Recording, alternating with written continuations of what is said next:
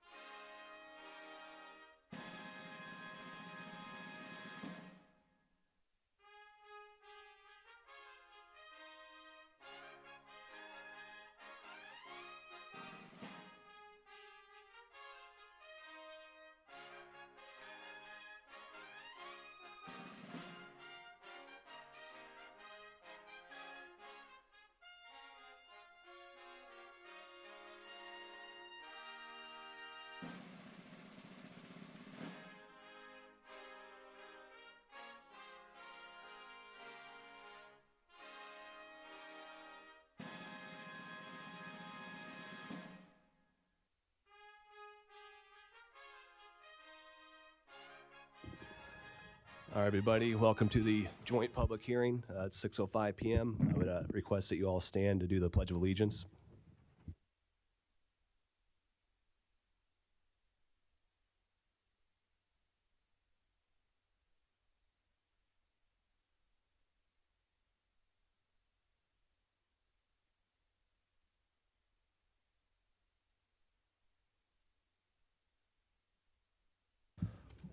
Okay, so my name's Dan Esch. I'm the Douglas County Clerk. Before we get into the presentations by the political subdivisions, I just wanted to go over a few things. There's an automatic external defibrillator in the back of the room in case of a medical emergency. If you were unable to get, there's agenda and copies of presentations out front. If we were all out, we do have somebody making more copies right now. But there will be some out there later if you wanted agenda or hard copies of any of the presentations. We do have, if you went to the douglascountyclerk.org, if you have internet access, there is a link to the joint public hearing that has links to copies of the agenda and the presentations as well. If you want to speak during the public comment period, there is a sign-in sheet on the table outside the legislative chamber. And once the public comment period begins, we'll call up members of the public to the podium in the order in which their names appear on the sign-in sheet. So we're going to go through all the presentations for the political subdivisions first before we get into the public comment period. So with that, we'll get started with our first presentation, which is from the City of Omaha.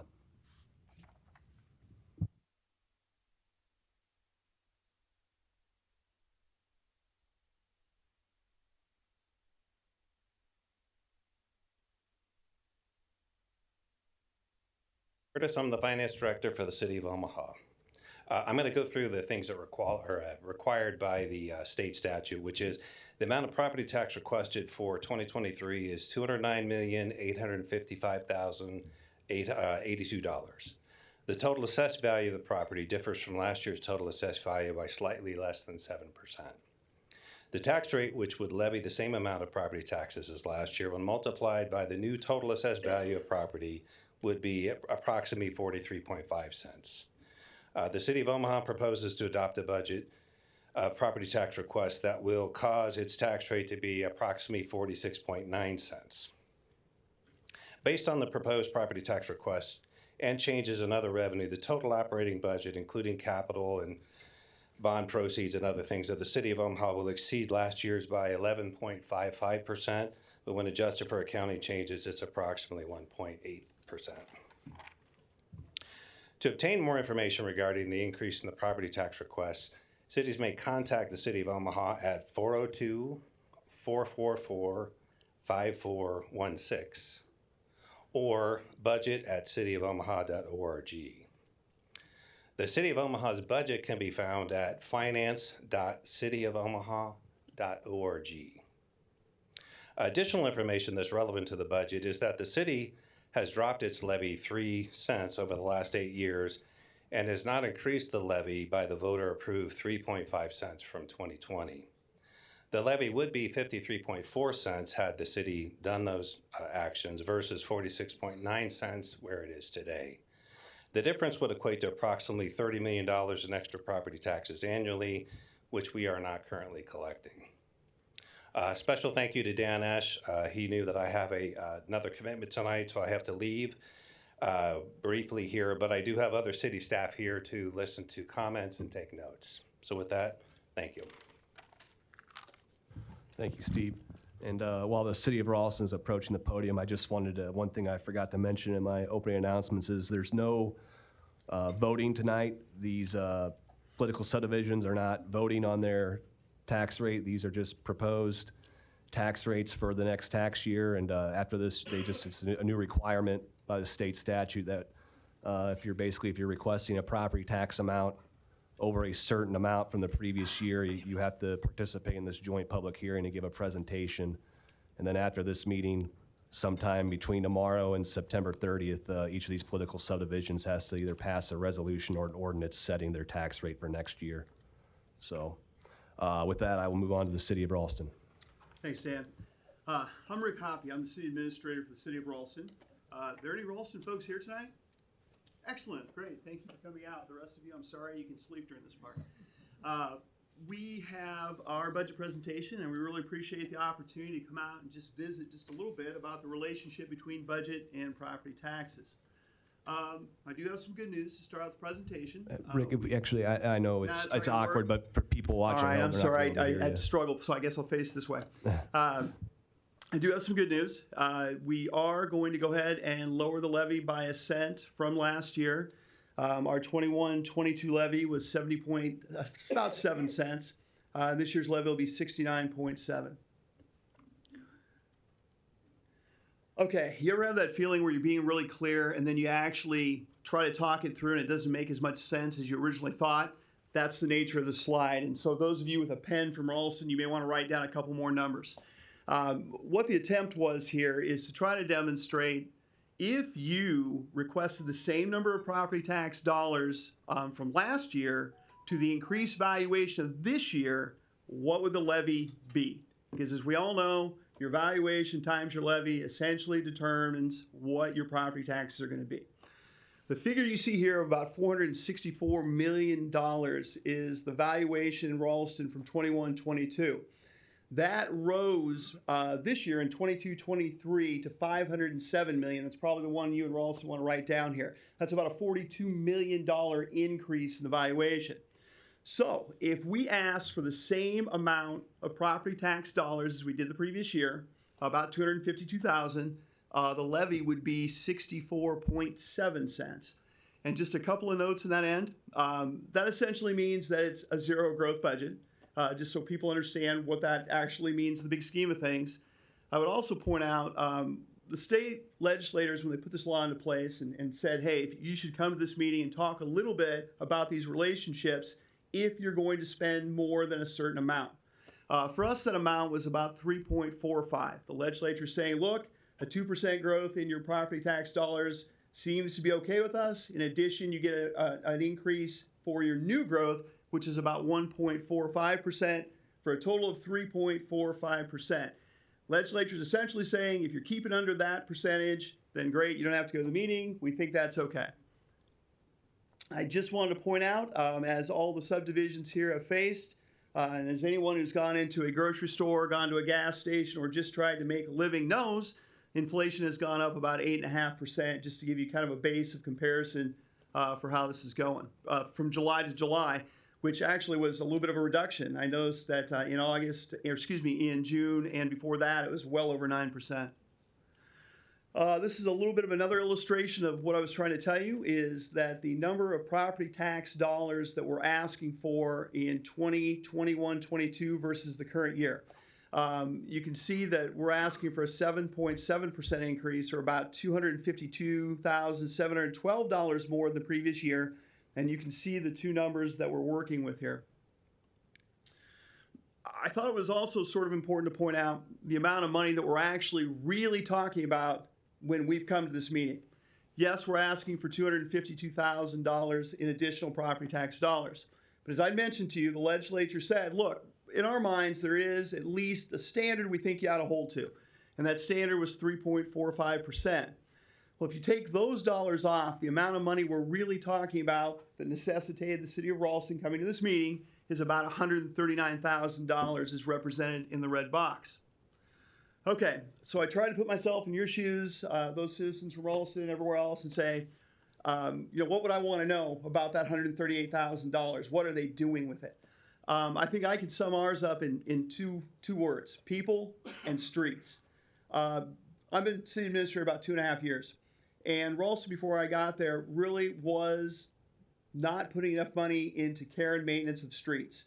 And that's a real problem for the future, because streets are a real demonstration of the notion that you can pay me now or you can pay me a lot more later. You don't fix your streets, they become a lot more expensive when you reconstruct them. So we've gone from putting tens of thousands of dollars in the budget to putting $673,000 for street panel replacement in the coming year. And that's an attempt, believe it or not, to try to efficiently repair streets so they don't become more expensive to taxpayers in the long run. The other issue we're facing is with people. Mid-year last year, we had a number of people come to us and said, look, I can make far more money in the private sector or in other units of government because the cost of labor has gone way up.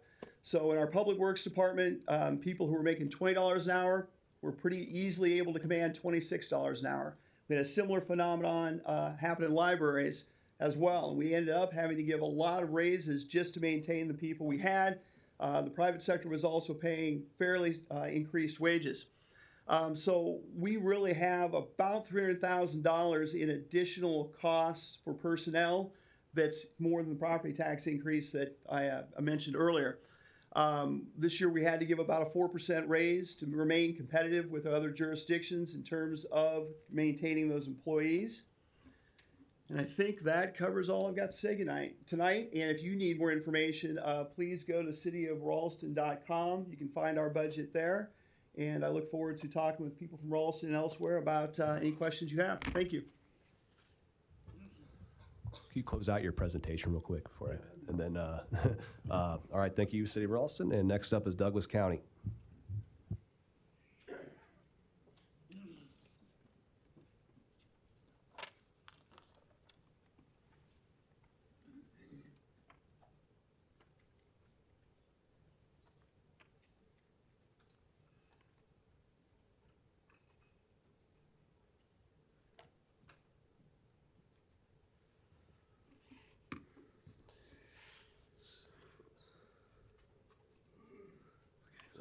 If you just click on it, and then to go back, yeah, you can go to previous, but otherwise you can just click on it and go to the next page. Okay. So, Thanks.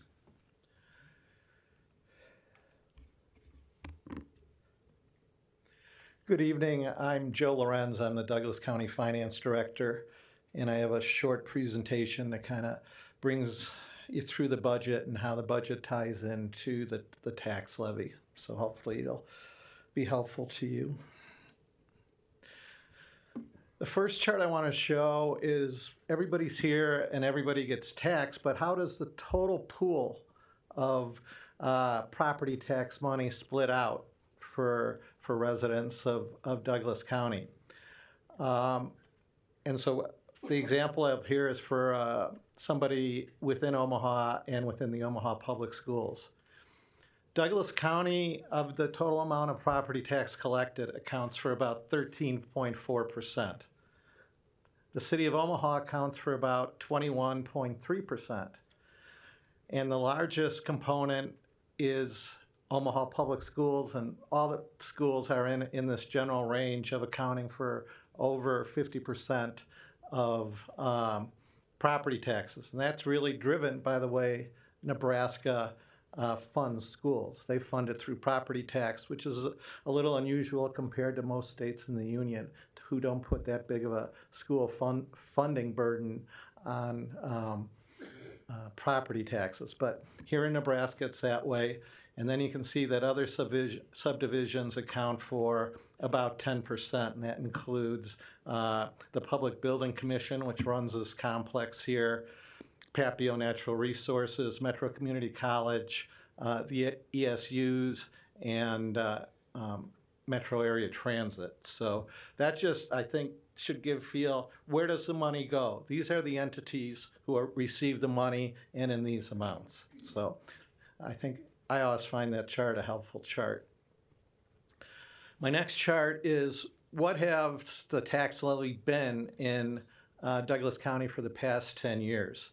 So you see, over this 10-year period, we had one increase of 1.5%, and that was a very targeted increase used to fund the new Juvenile Justice Center, which I don't know how many of you don't get downtown much, but it's nearing completion right across the street from us on Harney. So if you get a chance, look at it. We're pretty proud of the way it's looking. But what we did there is in order to fund Douglas County for the past 10 years. So you see, over this 10-year period, we had one increase of 1.5%, and that was a very targeted increase used to fund the new Juvenile Justice Center, which I don't know how many of you don't get downtown much, but it's all right, well, nearing completion right across the street from us on Harney. So if you get a chance, look at it. Folks, give me a We're moment pretty here. proud of the way it's looking. But what we did there is in order to fund Douglas County for the past 10 years. So you see, over this 10-year period, we had one increase of 1.5%, and that was a very targeted increase used to fund the new Juvenile Justice Center, which I don't know how many of you don't get downtown much, but it's all right, well, nearing completion right across the street from us on Harney. So if you get a chance.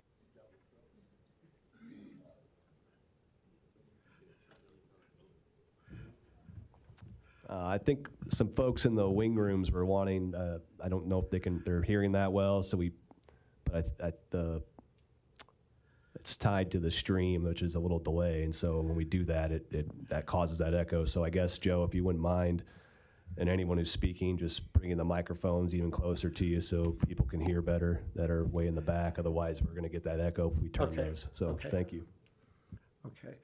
So anyway, the penny and a half increase was dedicated, and it's a separate fund to fund the new Juvenile Justice Center. So it's really a capital improvement increase to the levy. So here's the history of the change in taxable valuation for Douglas County for basically the past 20 years. And you can see it goes up and down.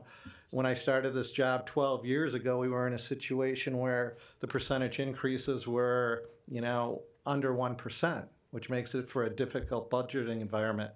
And given what's been going on in the property market for about the past 4 or 5 years, we've been seeing increases in the 5 to 7% range. So the mechanics of how does our tax levy get set is easy. It's just taking the property tax levy times the certified taxable value for that year. And here's the chart that under state statute that we're required to show the data. And you can see here, that's where the levy rate is going to raise 7.7% more money, which is based on the increase in valuation in Douglas County. And here's the statistics. The budget is based on property taxes received by the county of about $170 million. As I said before, the levy rate itself is unchanged. So little things, just talking about sources of revenue and how the county budget works. For government, taxation is usually based on what they call a three-stool approach. It would be property tax, income tax, and sales tax. The county only has available to it one of those legs of the stool, and that's the property tax. So you can see that the county uses property tax to raise about 46% of our total revenue, and then the rest of it is really raised through service fees and some fund transfers, inheritance tax, and things like that. But the county's main source of revenue is property tax. So the County Board of Commissioners approved our budget on July 12th, which at that time was based on a 6.5%. That was our early estimate of what property taxes would increase. It came in a little higher at 7.7, which is basically worth about $2 million to us. But the budget itself is $465 million, which is only 1.4% above last year, and that's driven by a 7.6% million decrease in pandemic-related expenses at the health department. But the thing to remember about that, due to something called ARPA, the American Recovery Act, which is the money that came from the federal government to help people fund it, the Douglas County Health Department, which administered all the vaccinations and things like that, was basically using ARPA money to fund it. So even though the $7.6 million decrease was there, that $7.6 million was not really funded by property taxes, so it didn't have a big impact on it. And the general fund budget of $242 million is 5.2% above last year's adopted budget, and that's really driven by a couple things. Increased expenses for the criminal justice system, which we've been dealing with here for years, and the criminal justice system grows at a rate above inflation, and it's really driven by the number of cases that both in juvenile court and district court. I mean, that's one of the reasons we had to go and build this new juvenile justice center across the street, is because the number of cases and what's going on in the criminal justice system is causing significant cost to the county. And the criminal justice system is the sheriff, the detention center, the jail, the county attorney, the public defender. It's a very complex area that costs a lot of money and has been growing significantly. And the second thing that's really driving the increase is, the county, like most governments, is a service organization. We have 2,500 employees. And with those employees in the past year, we've had issues with salary. We run a health center that is staffed by nurses. Most of you would be familiar that there's been a nursing shortage. And in order to keep that operation functioning, we had to give a pay increase to all the nurses. Another huge factor is the county jail, holds 1,200 to 1,300 people a night, has a significant amount of jail guards. There's been a big issue in jail guard salaries because the state of Nebraska couldn't find enough people to fund their jails, so they gave like a 15% increase to their jail guards, and then it's boom, boom. It's a domino effect. So we had to match that. So those are really the two factors that have really caused our budget. Why we have to have a 7.7% increase is really the criminal justice system and labor cost. And just to drill down a little bit on the criminal justice system, here you can see the amounts over target. We sent targets out to the people of basically hold non-salary costs flat and assume a 4% increase for other costs. So you can see the cost for the public defender, the county attorney, the sheriff, all the big costs are driven by caseload, and in the sheriff's part, they wanted to hire 8 additional officers. We wound up only giving them money to hire 5, but that cost them to be over their target. So you can see that these 5 departments came in and their budget was $1.2 million over what we had targeted them at. And the last significant thing is certainly the people from the schools here are familiar with this. There was an issue with payment in lieu of taxes from OPPD. And the formula change recommended by the state auditor's office recommended in an immediate reduction in the amount received from $4 million to $1.4 million. And this literally happened at the 11th hour for us, causing a $2.6 million shortfall, which, luckily property taxes came in $2 million higher than we were anticipated. So that helped us cover the shortfall. So at the end of the day, it's a 7.7 increase. As Rick said before me, inflation is running at 8.5%. So if you look at that in real terms, we're not even matching the inflation rate. And this is what the budget we had to submit to continue to fund the services we provide to you. Those are my comments. Thank you. All right, thank you. Joe, could you, okay, next up is Metropolitan Community College.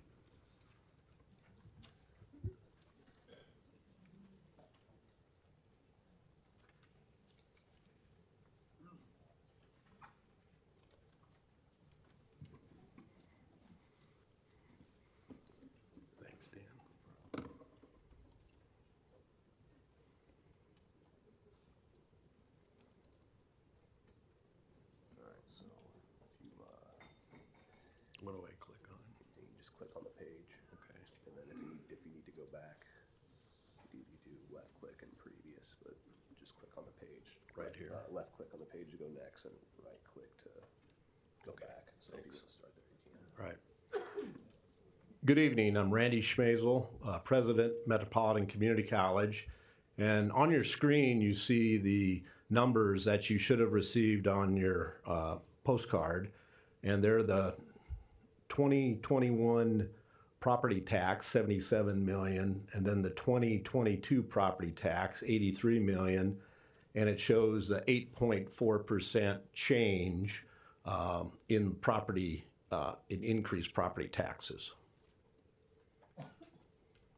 The challenge that our board and the college has faced over the last 3 years is Metro's funded by property tax, state aid based on enrollment, and student tuition. The student tuition has been fairly stable at about 20% of our budget. The state aid is about 26, 27%, and it should be 40%. So then the property tax gets bumped up to about 50% of the budget. So our board and the administration decided that we're going to work with the legislature and try to get some type of property tax relief for our political subdivision. And Metro is a very large political subdivision. In fact, it involves 4 counties: Dodge, Douglas, Sarpy, and Washington. And what you're going to see next is the work that we did with the legislature. September 15th, the World Herald article from Martha cited the governor saying that the community colleges will receive a 30% tax rebate, and the law passed this spring, so this goes into effect in 2022, this year. Here's the chart that shows over the next 5 years. So the way this works, the line on the left is our 9.5 cent property tax. The green line is the reduction in the property tax. This year, 50 million. For statewide, 250 million property tax dollars are allocated across the whole state by 6 community colleges. And 50 million is the buy down, and so you should receive, instead of paying $95, it's going to be $77.55.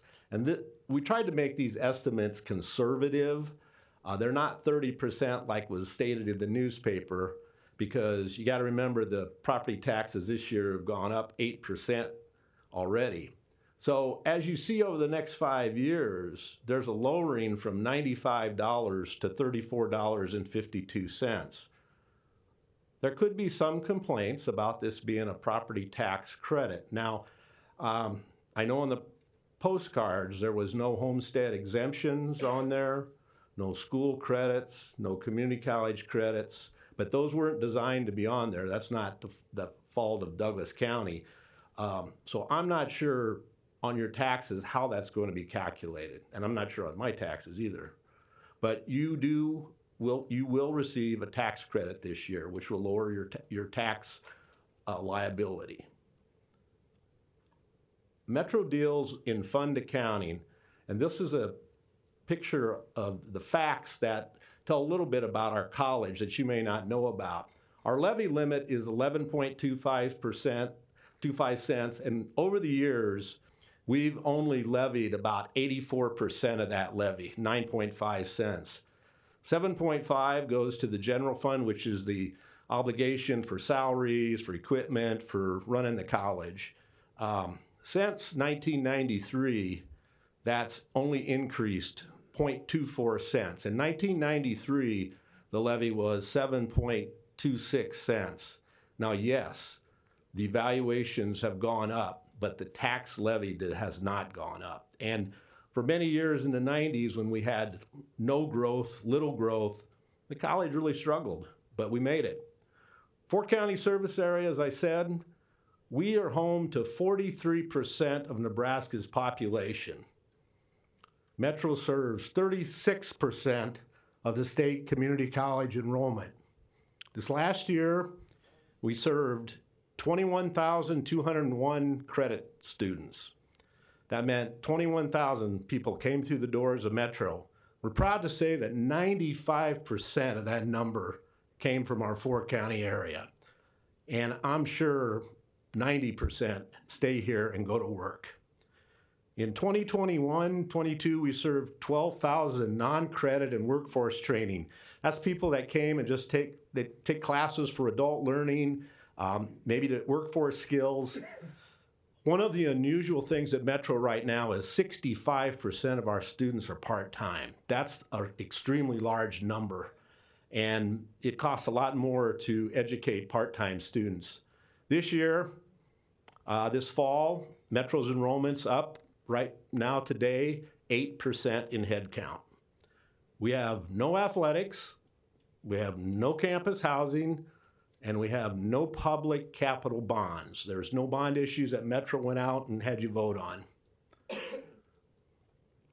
Here's our 4 funds that we have. The general fund is the fund that runs the college, and that's up 4.71% this year. The capital fund is made up of 2 cents property tax, about 1.6 million from student fees, $5 per credit hour, and the rest of the money we have to go out and get in donations and federal grants. Auxiliary is the money for non-credit classes. It's not capital, it's not property tax money. And then the federal aid is federal aid to students, federal projects we have, and of course that's gone down this last year considerably. So in the county budget, when we submit our county budget, the budget you're going to see is $235 million if this is approved by the board, and that's a 0.25% increase over last year. The general fund quickly. Our general fund levy, as I said, is about 7.5 cents. Property tax increase 8.42, that's what your postcard said. The lagger in this is state income tax, the state aid. We pay income tax and sales tax, and our 4 counties pay a lot. I don't mean just a little. I mean, there's 43% of the population, so you're probably paying almost 50% of the state's income and sales tax, and we want some of that money back at Metro. A resident tuition rate, we increase that by $2 this year. We've done a tremendous job of keeping our tuition low. You do not have to take out student loans, and you can get a great education and get a job. The revenue from tuition and fees increased about 9.5% because our enrollment's up, and plus we've had a considerable amount of federal grants, dual enrollment that you've heard, and trades enrollment. On dual enrollment, that's when you go to high school and you go to college at the same time. We worked with the legislature, and all high school students in the state of Nebraska can enroll in Metro with no tuition. And I'm proud to say tonight that no property tax is used to support that. It's state income tax and state sales tax and donations. Here's our general fund budget. And you see overall our general fund budget's gone up 7.32%. It's made up of property tax, like I said, state appropriations, which is state aid, tuition and fees, and the other is donations or income investments that we have. Here's the expenditures. Our expenditures on our general fund is going to be up 4.71%. That's a very modest increase. Personnel costs are going up, so that's about 5.5. Operating expenses, we're no different than you all. It costs more to buy things right now if you can find them. Travel, don't let that 39% fool you. During COVID, we cut down to $300,000 and we went up $100,000. So when you up $100,000 on a small number, it becomes a large percentage, 39%. And equipment, we're not building any buildings this year, so we're down 15%. Capital fund, this is where, if any of you have been around Metro, you'll see some very exciting new buildings for the trades and for learning. Our capital fund levy rate is 2 cents, and that generates right at $17 million. And that's used for daily upkeep, renovation, and a little for construction. Student fees, $5, that's paid by our students. And then federal grants and private donations, and again, no public bond. I'm not sure where the bond issues are at on this postcard, but I'm not worried about that because Metro doesn't have any. Capital improvements.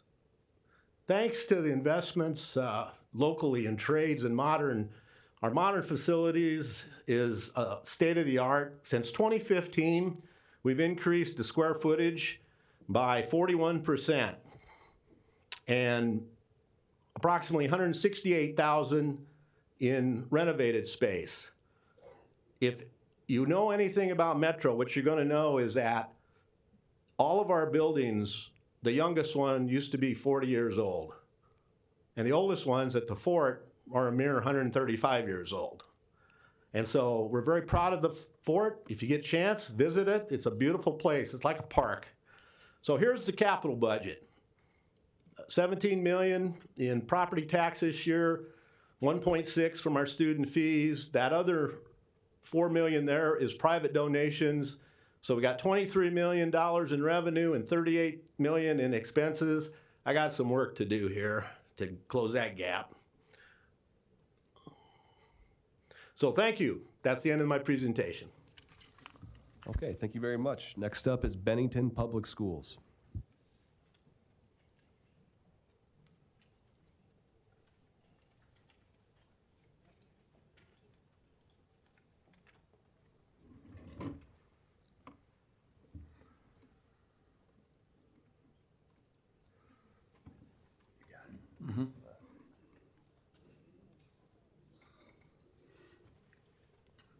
Good evening. My name is Terry Hawk. I'm the Superintendent of Schools for Bennington Public Schools.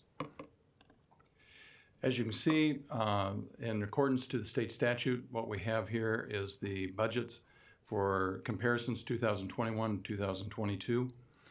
General fund, we're still going with the same levy, but obviously we had a 13.5% increase in our assessed valuation, so that does raise the taxes.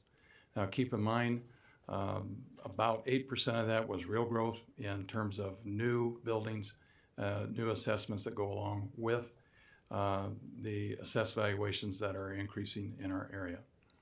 Bennington Public Schools has had the same levy for several years. Building fund is very minimal. The bond fund is divided into two, one the qualified capital, other the bond. Bennington Public Schools has grown from 600 students in 2003 to over 4,000 students today. And in accommodating that, we have gone from 1 facility to 8 facilities. This year's property tax certified value has gone up approximately 13.5%. As you can see, tax rate would be with a new total of 1.25 as compared to the 1.43. And as you can see, revenue expenses, this is the state, 44 million to 51 million. There are different parts and pieces to that budget, and we have that here. I want to point out some other things. Approximately 81% of the total general budget is people, and that's been discussed here this evening. Of the increase in our budget, almost all, 99.2%, was due to increase in personnel or higher wages and benefits. It has lowered its class size, and that's important for our public. In the annual breakdown, as been discussed with others here this evening, 45% of the general budget is with property taxes. Very close to that is the state aid or equalization aid at 41.3%. And the other actual receipts is a combination of motor vehicle taxes, fees, reimbursements, federal, state grants that go along with that. If you take a look at our breakdown, we had about a 6% increase in population, 6% increase in enrollment. As been discussed several times this evening, 8% increase in inflation. And if you take a look at opening 2 new buildings, that equates to close to $1 million or about 2% operating. So as we look at a 14.5% increase in our budget, that is accommodated by 3 things. Enrollment increase, inflation, and opening of 2 new buildings. If you take a look at the cost per pupil, that is a efficiency rating, if you will, in the state of Nebraska. We're operating at about 75 cents on the dollar compared to the state average of all schools in the state of Nebraska. Thank you very much. All right, thank you. Next up is Elkhorn Public Schools.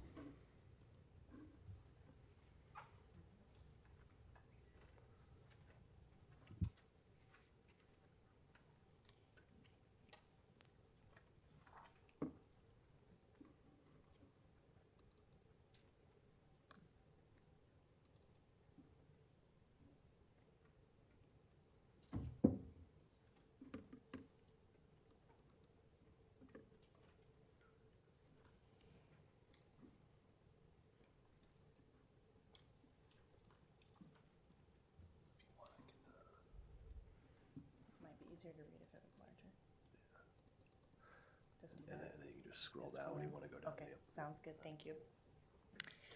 Good evening, Heather Shepard, Chief Financial Officer for Elkhorn Public Schools.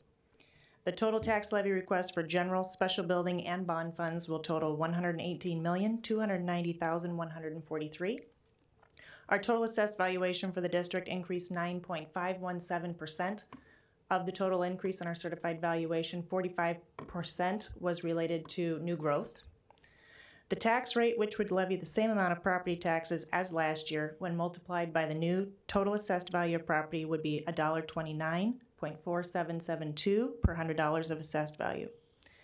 Elkhorn Public Schools proposes to adopt a property tax request that will cause its tax rate to be $1.38 per $100 of assessed value, which is 3.5 cents lower than our total tax levy rate for 21-22 school year.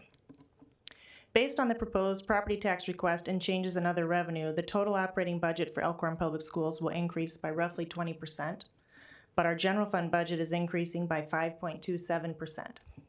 The special building fund is budgeting an increase of 268%. That is due to allowing us allowing us the opportunity to potentially construct new buildings in the event that that is necessary.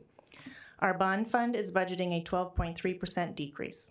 The budget here always plans for the possibility of a bond refunding refinance, and this year that seems less likely with the increase in interest rates. The total operating budget for last fiscal year, the 21-22 school year, was $239,736,504. Our actual expenditures for that year were $162,960,164, which is nearly $77 million below budget. Our budget hearing and tax levy hearing was also held at our regular board meeting on the 12th of September, last Monday, and our budget presentation is available on our website, and I would be happy to entertain any questions regarding our budget or tax levy. Okay, thank you. Next up is Millard Public Schools.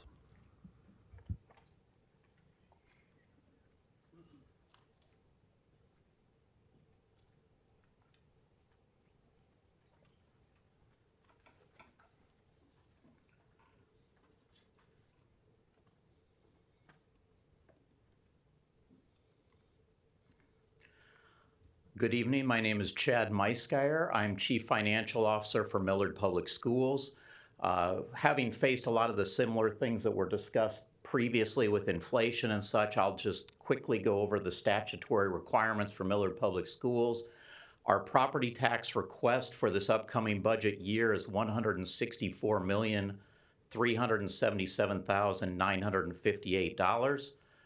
Total assessed value of property increased 7.61% over last year in the Millard attendance area.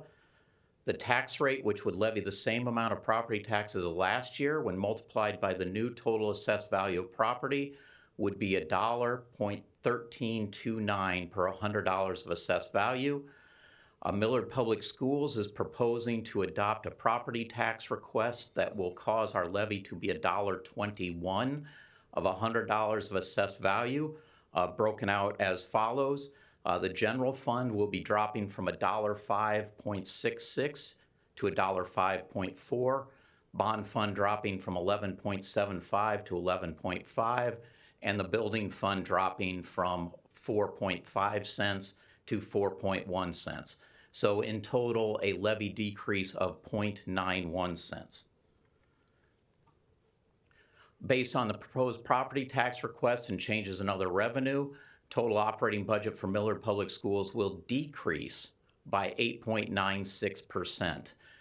To be fair, that number is driven a lot by the bond fund decrease, which was driven by a lot of refinancing that we did in the prior year.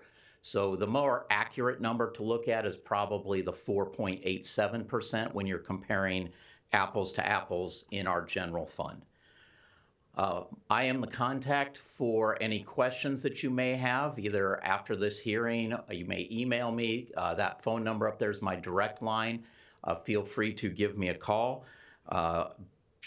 Couple other quick points. Our general fund operating budget will go from $262.9 million to $268.6 million.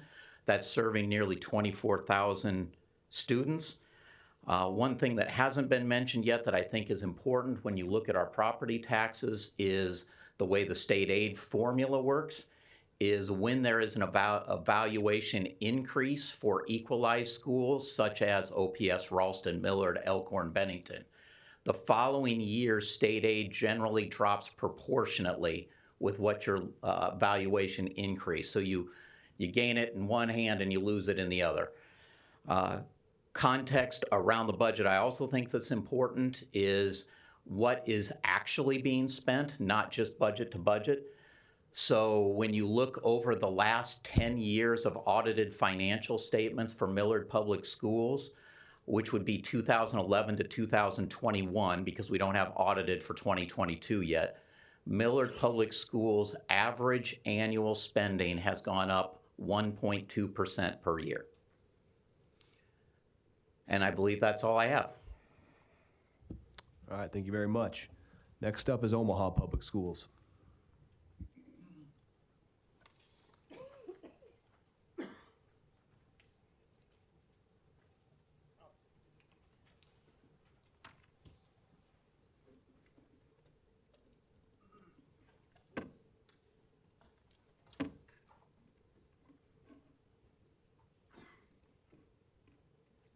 Good evening. My name is Shane Ryan. I'm the Chief Financial Officer for Omaha Public Schools.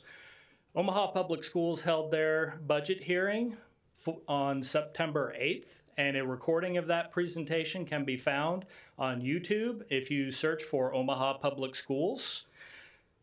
We also have extensive budget information available on our website at openbook.ops.org. Omaha Public Schools faces many of the same challenges that have already been stated, so I'll just read through the statutory required information at this point in time and would be happy to answer any questions at the contact information provided. Our property tax request is $354,755,207. The total assessed value of property differs from last year's total assessed value by 7.5%. The tax rate, which would levy the same amount of property taxes as last year, when multiplied by the new total assessed value of property, would be $1.14.7257 per $100 of assessed value. The Douglas County School District, Omaha Public Schools proposes to adopt a property tax request that will cause its tax rate to be $1.23.1091 per $100 of assessed value. That is a 0.2 cent decrease from the previous year's levy. The third year in a row, Omaha Public Schools has been able to reduce its levy, 4th out of the last 5 and 6 out of the last 10. 3 of the 4 years where we were forced to increase our levy was due to principal and interest obligations on bond obligations authorized by our patrons in 2014 and 2018. Based on the proposed property tax request and changes in other revenue, the total operating budget of Douglas County School District 0001, Omaha Public Schools, will decrease by 4.5%. The general fund budget will increase by a modest 2.9% given inflation. The decrease is due to the completion of construction of 4 new schools and the imminent completion of 1 new school through the special building fund.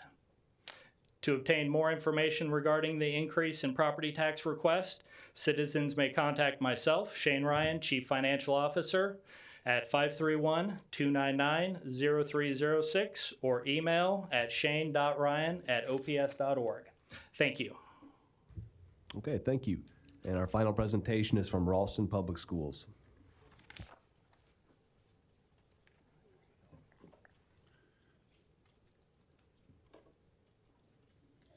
Good evening, I'm Jason Buckingham, Assistant Superintendent with the Ralston Public Schools.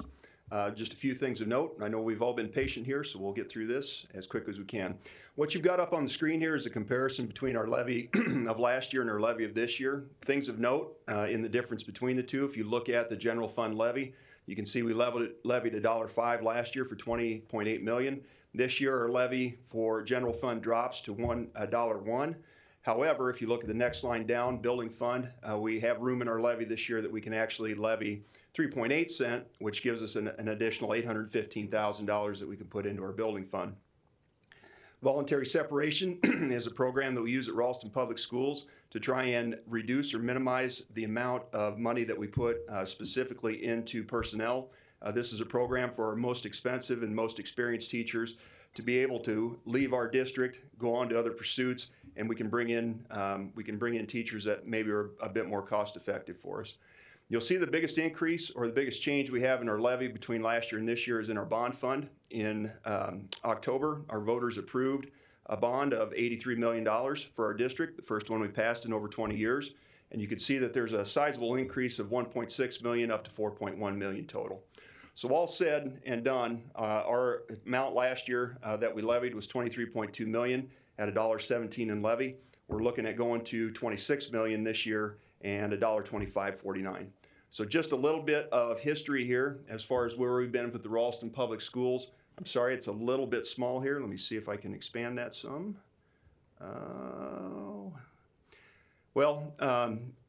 As we look at the levy column on the far right-hand side, what this will give you an idea is historically where our district has been as far as our overall levy.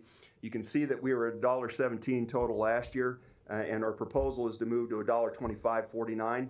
If you look back 3 years ago, we were at $1.2547. So in comparison to where our levy that we have set, this is the third lowest levy that we've had over the course of the last 20 years. So yes, it's true that we're actually levying a little bit more in we're actually collecting more in property tax, but our levy is as historically low as we've had in recent memory. So just a few things of note: certified valuation for us in the Ralston Public Schools increased 6.6%. General fund levy, as proposed, was $1.01. Special building fund was at 3.8 cents. And levy total outside of the lid is 20.49 cents. So total levy for 22-23 is $1.20 as proposed at $1.2549. Tax rate, which would levy the same amount of property taxes as last year, when multiplied by the new valuation, would be $1.1044 per $100 of assessed value. So this represents an increase of 8 cents, but it does restore us back to the levy that we had 2 years ago. Our total budget general fund increased by almost 8%, and as has been stated here and is similar in our district, we have really had some issues with trying to keep and retain and attract new employees into our district, particularly our hourly folks. So we did give a $2 an hour raise to our custodial staff, to our para staff, to our food service staff and grounds. So that was the majority of the increases we saw. We also are 200 students larger than we were a year ago, so we had to add some additional staffing to meet those needs. Last thing of note, we did retire and pay off our limited funds, our limited bond funds, so QC Puff, QSCAB, those were all paid off early for us. So with that, I think we're moving on to the next phase. Right. Okay. Thank you very much. If you don't mind, if you can close out your presentation, or if you need assistance. Okay, there you go. All right, folks, before we get into the public comment period, just a few things. So I'm going in order of who signed the sign-in sheet. If you didn't sign the sign-in sheet but you want to speak, you'll get an opportunity to. You'll just have to wait until I get through the list, and we'll go in order. And I apologize if I mispronounce anyone's name. If I think I'm having trouble with it, I'll just spell it out. Everyone will get 2 minutes to speak. There'll be a timer once you state your name. I know I'm calling you by name to come up, but the individual running our timer, he'll know to begin once you state your name. The address, the statute that governs this joint public hearing says that you need to state your address and if you're representing any organization. However, on the address requirement, it can be waived to protect the security of the individual. So if you're uncomfortable stating your address, you don't have to. Just let us know that you prefer not to state your address. You don't need to get into reasons why. Just after you say your name, if you don't want to give your address, just say I prefer not to state my address, and then you can get started. But if you are here on behalf of an organization, please state that organization as well. If you have any written remarks, you can drop it off with the two ladies over here at the desk, and we'll make sure that those get passed along to the appropriate political subdivisions. If it's just kind of general, not specific to anybody, then we'll just make sure that they all get it. And then finally, just the public hearing. It's it's not a back and forth between the representatives. You just have 2 minutes to provide comments, and then I have to make a report that I provide to the political subdivisions after the meeting. So and this is recorded, so they'll be able to see these comments as well. So with that, I will get started. The first person up is Richard Griffith, and then after that will be Kyle Rove. So Richard Griffith, please come to the microphone, the podium, please.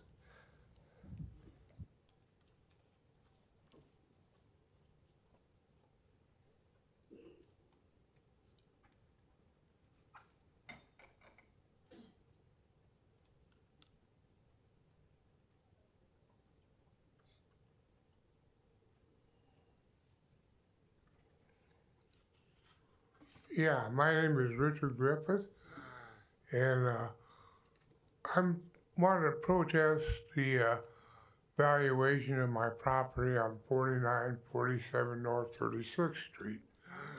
I only get like $9.96 a month, and that's about it. And I just got this card day before yesterday, so I didn't have time to prepare anything. But that's pretty much what I wanted to say. I'm proposing to protest the new estimated values of the property. That's pretty much it. Okay, thank you, sir. Kyle Rove, and then after that will be Alan Seibert.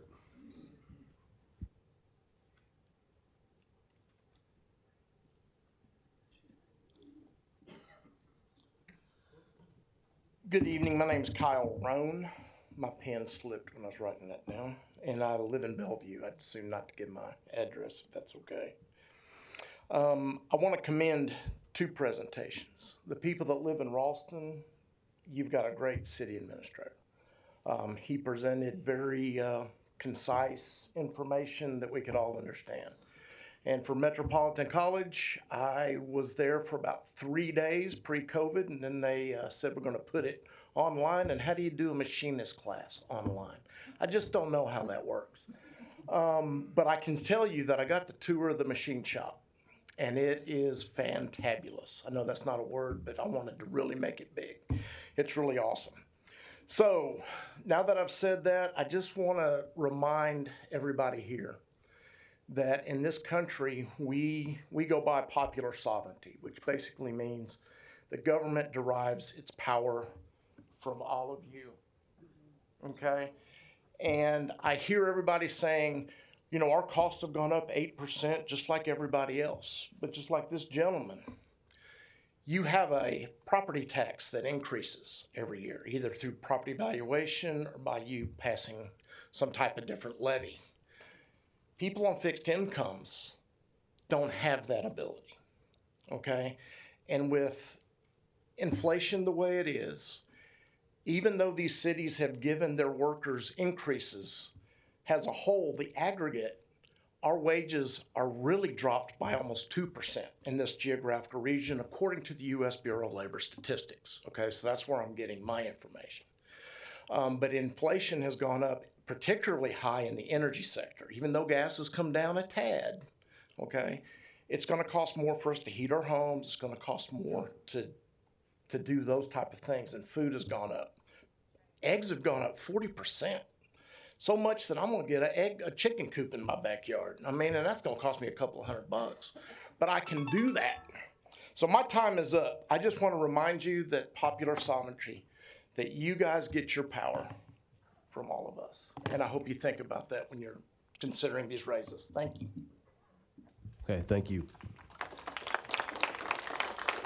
Alan Seibert, and then after that, Deb and Larry Bloom. Excuse me.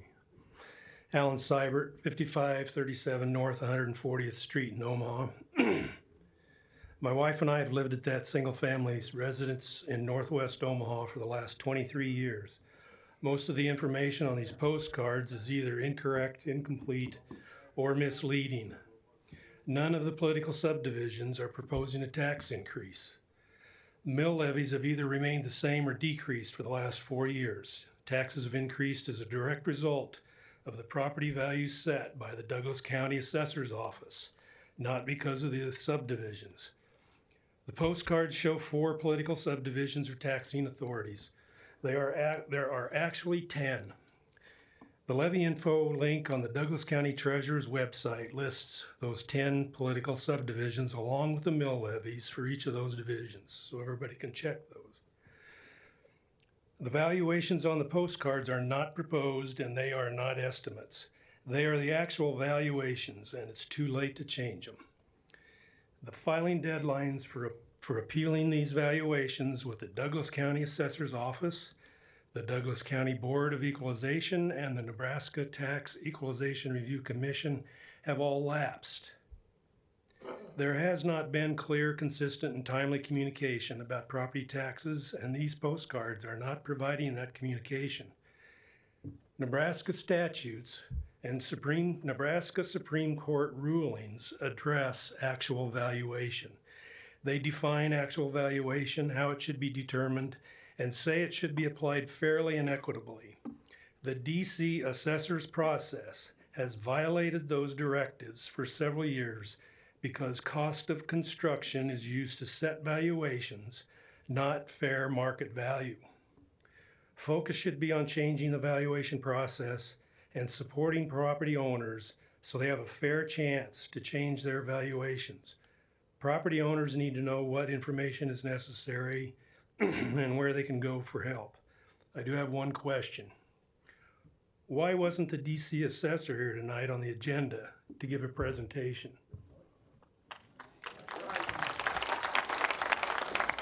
All right, thank you. Next up is Deb and Larry Bloom, and then after that, John Riggleman. And folks, if I mispronounce your name, please correct me for the record. But Deb and Larry Bloom, and then after that, John Riggleman. Thank you.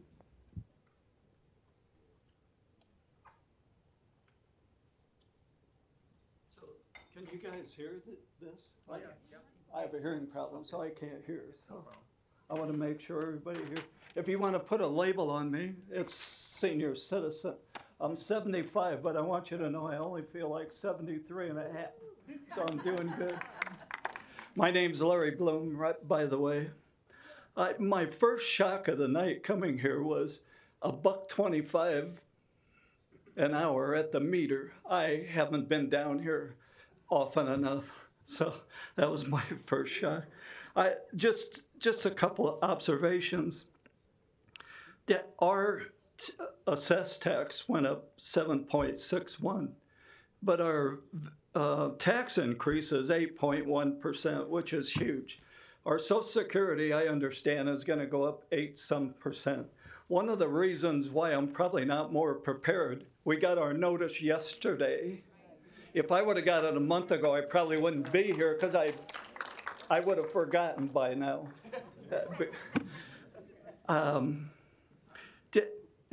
It's my understanding, too, that in Omaha, 13% of the people are seniors. You got over 12% in poverty. I don't know who's getting assistance or how many people get help from the city.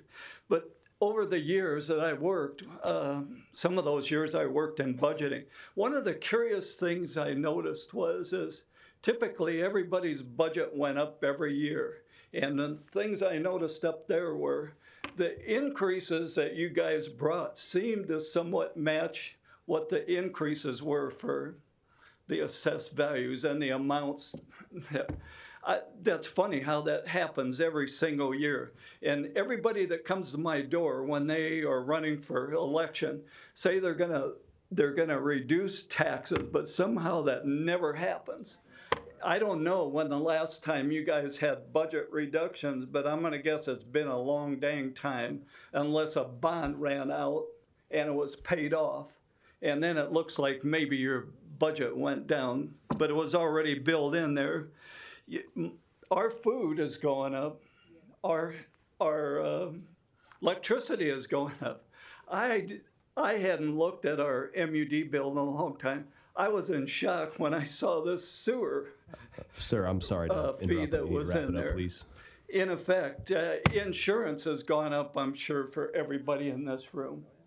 I see over my time. What we need is your dang help, not the taxes. Thank you. Hi, my name is Deb Bloom, and I have served 3 grade schools, 2 junior highs, and the high school free. Lots of volunteer hours. I have served as the chair of the Nebraska Library Commission, also free for 6 years, volunteer hours. There's a lot of work has been done besides this budget. I'm here to support seniors, generations, the poor, all of us on fixed incomes. We don't want to be taxed out of our homes. We came to Nebraska. We lived here for years and years. We have 9 grandchildren. I don't want to have to move to Florida to get away from all of these taxes. This is ridiculous. It's immoral. We need to cut the budget. We are not fooled by the calculation of, oh, we haven't raised the levy. You don't need to. When the valuation goes up, it's one times the other. It's pretty simple. We're not fooled by that. Cut back on what you're doing. Also, the buildings for schools and all of the trappings. We don't need that. We need values. We need good people coming out of those schools. We need people who are able to be good citizens and support the United States of America. Anyway, yeah, I want to also give props to those who have cut their budgets, like Metro Tech. And yeah, we need to make our voices heard, people. Thank you. John Riggleman, and then after that, Andrew Hamilton. Yes, I'm John Riggleman. I live at 3505 Hamilton Street. I've been here before you guys. Matter of fact, I was on Channel 6 2 years ago when they tried to increase my taxes 3,000%. I'm back again. No improvements to my land in 2 years. They valued it at $5,000 now. They want to jump to $24,200. How is that fair? I'm a veteran. I'm retired. I'm on a fixed income. I'm 65 years old. It's apparent to me that maybe they're trying to tax me out of my property so these developers can take the area, because across the street from me, there's 3 houses left.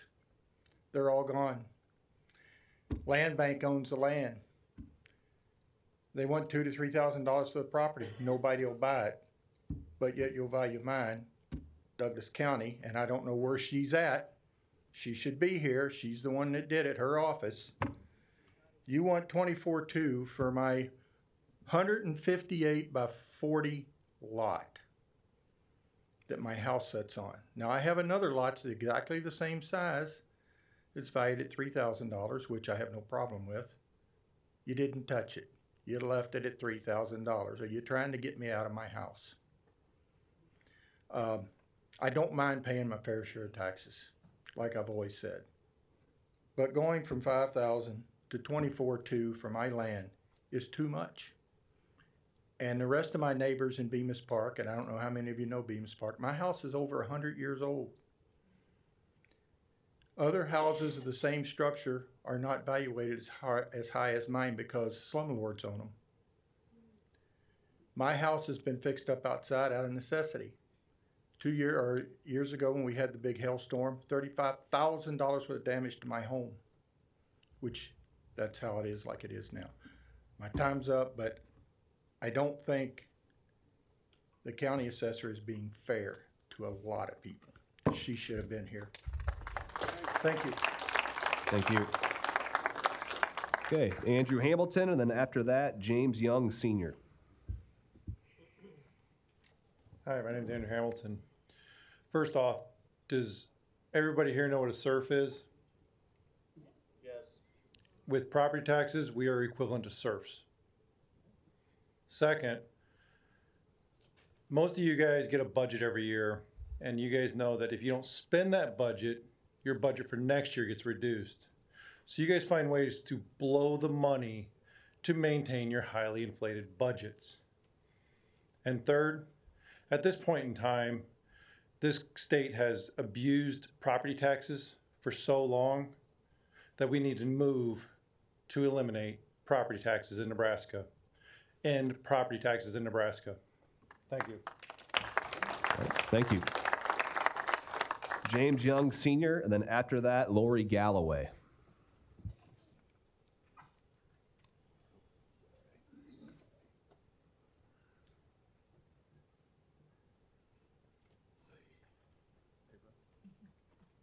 Should probably make those seats a little wider. James Young from 4715 A Street. I've never been to one of these things before, but I've got two of these in the mail. One of them in me. And then I get the next one for the day before. That was awesome.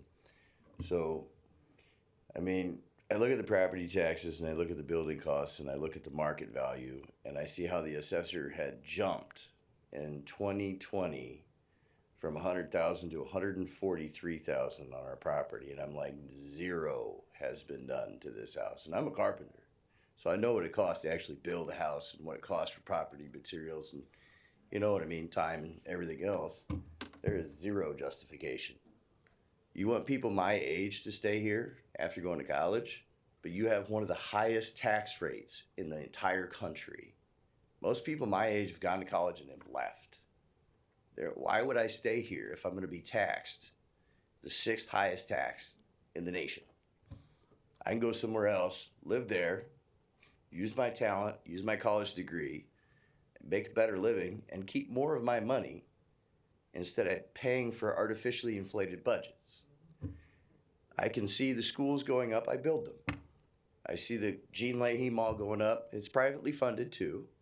Why wouldn't we mix more privately funded and more angel foundation or angel funding with some of our taxes to offset some of these costs so we can lower our property taxes? Why not utilize some of these corporations around here? Like ConAgra used to be a big investor in companies. Lozier Corporation used to be a big investor. I mean, look at the colleges down at College of St. Mary's. Lozier's name's all over it. Same with Peter Kiewit. They're all over the place. Why not utilize the companies that are here at hand to help fund these things? I mean, it's not like we're taxing them massive amounts of money anyway. They have all the loopholes to keep their money. So why not have them actually contribute? I mean, inflation, I guess the red light is up. Thank you. Right. Thank you. Lori Galloway, then after that, Charles Karoff.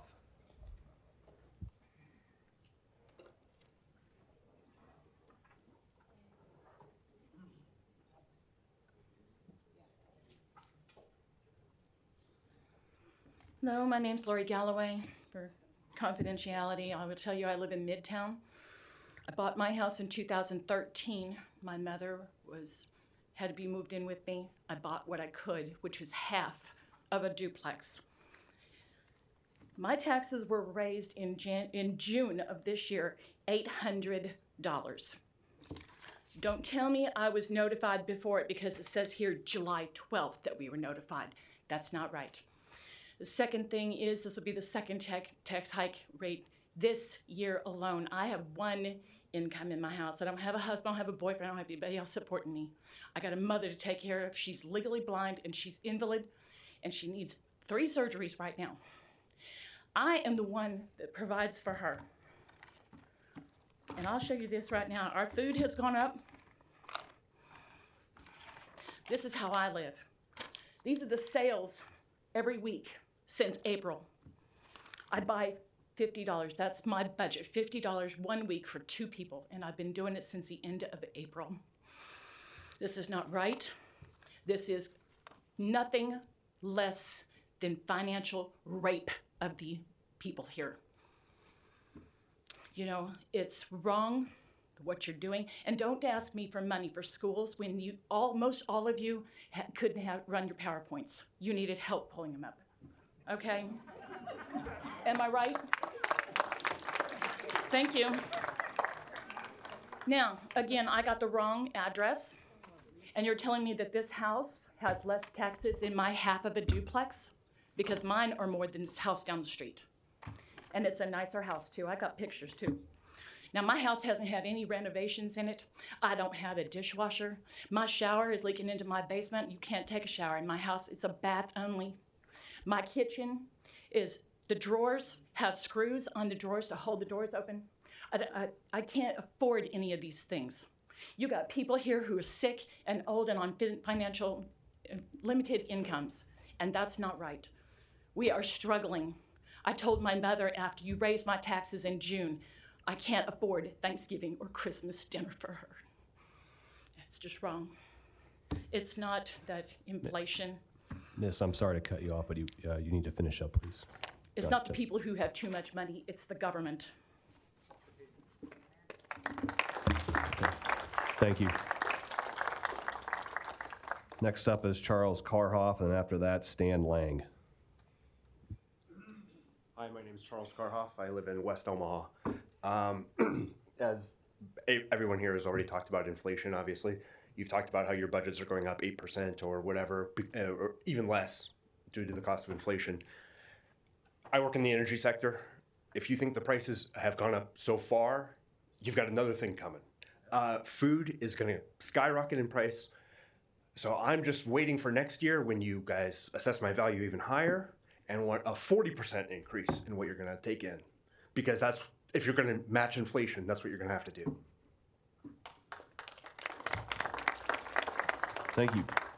After that, Stan Lang is up next, and then after that, I want to say Michael. Michelle. Okay, well, you know who you are. Okay. Stan Lang. Stan Lang. I live at 6162 Center Street. I also got an eval from a property I do not own at 7518 Ontario. And of course, when I seen it, I didn't see the address right away, and that evaluation went way up. So I was really furious with that.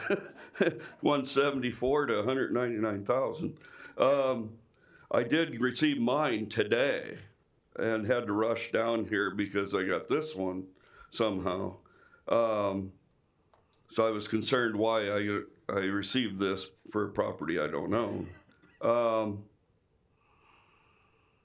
So that was basically why I was down here. I fortunately don't have an increase this year, but I have had, major increases in my property since '98. And in the last 10 years, I haven't even made any improvements to the property. In fact, it's probably depreciated a little bit. So, I think there was some unfair assessments through the years on my property. And that's all I got to say. Thanks. Thank you very much. Michelle, you probably have to correct me your last name, but Rockel, and then after that, Stan, it looks like SYSLYZ. I don't know if anyone signed line number 12. That's you. I apologize. I'm having trouble reading the name. Okay, I'm Michelle Rabel. I live on M Street here in Omaha. I'm fairly new to Omaha. I moved here and bought a house last April, and my taxes have already gone up since then. My assessment has gone up even within a year. My problem is I live on disability. I have very limited income like a lot of people do, and I just got floored because I received the registration for my car, which I unfortunately had to buy a new car because somebody rear-ended me and totaled my old one. So I'm getting hit with a lot of stuff, like a lot of people, and the cost of living is not going up for me because when I get more money from Social Security, Medicare takes it. So I'm just asking for you guys to consider helping us out rather than taxing us. That's it. Thank you.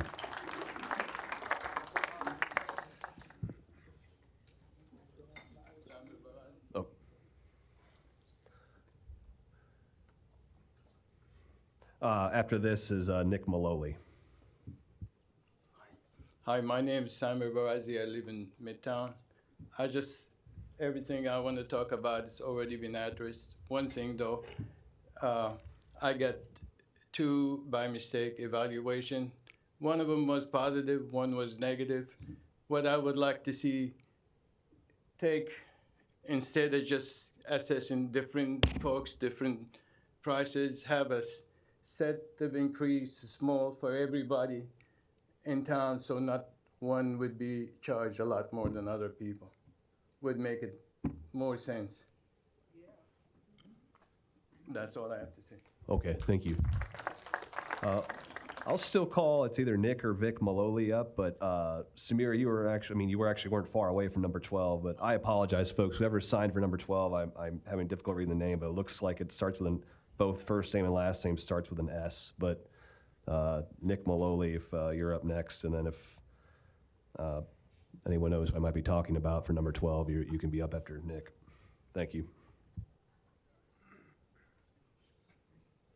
Hi, I'd rather not give my address, but I live in Wood Valley. Sir, did I get your last name right? Is it Maloli? Maloli. Okay, thank you. Yep. I've recently relocated to Nebraska. Actually came home to support my Huskers, but that's a little rough. But I bought a house 2 years ago, 2.5 years ago, and my taxes have increased every year since I've been here. I was paying like $4,600 in taxes. Now I'm close to $6,000 in taxes. I'm gonna buy the property again in taxes. Yeah, you know, if you stay in your home for 20 years, we're gonna buy that property again. I think it's just ridiculous that it's that high. I've always heard it's high here, but now I'm living it. But you know, we just can't keep on this path. People are going to lose their homes. People are going to abandon their homes, and then our property values are going to plummet. When we have empty houses that people can't live in, is going to be. I saw it in Colorado. Neighborhoods, people couldn't just walked away from their homes. They couldn't live, couldn't afford it, couldn't make the payments. And I just, please consider what's happening to the people who live here. That's all. Thanks. Thank you.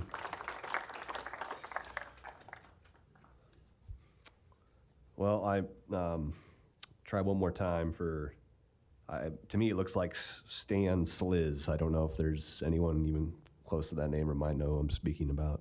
I'll take the spot. I signed up, but I'll take it.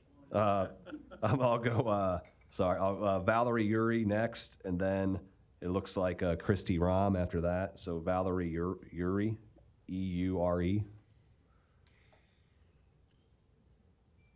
Okay. Is there a, oh, I'm sorry. Okay, thank you.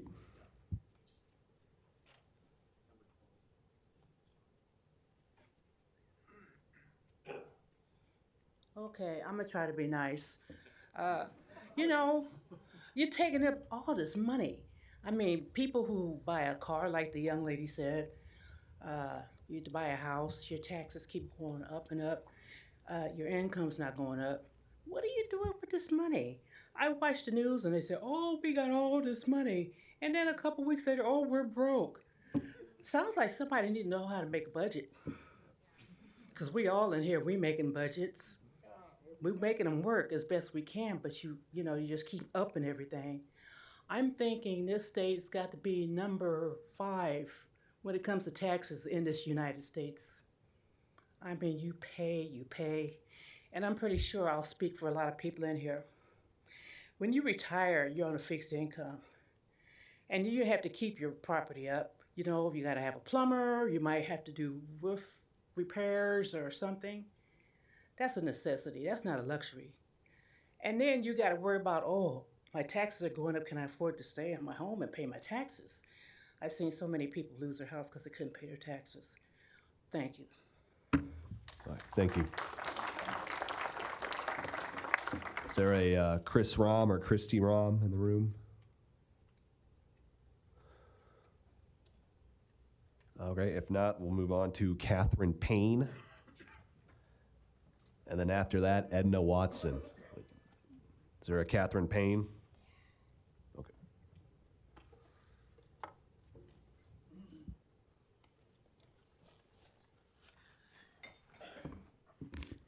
Sorry, I'm Catherine Payne. I live in Ralston. Not gonna give my address. You guys know how to find me. Ralston's pretty small. I also got multiple cards. I got this one today, realized I had to come here. I was just gonna call the number it says to call for the representative. There's no phone number. So I had to show up and speak of what's going on. There's no number to call anywhere on this card. No representative here. I looked at my own property taxes. Mine are going up $900 this year. Haven't done anything to my house. Actually went up to the 4th floor, spoke with the woman. There was a data entry error, so they gave me extra land. So they went back, even though it's been that way for about 20 years, just gave me a credit of 3 years. So for 20 years, my property's been overtaxed, but for some reason, only 3 years could be accounted for. Took it, accepted it, went on.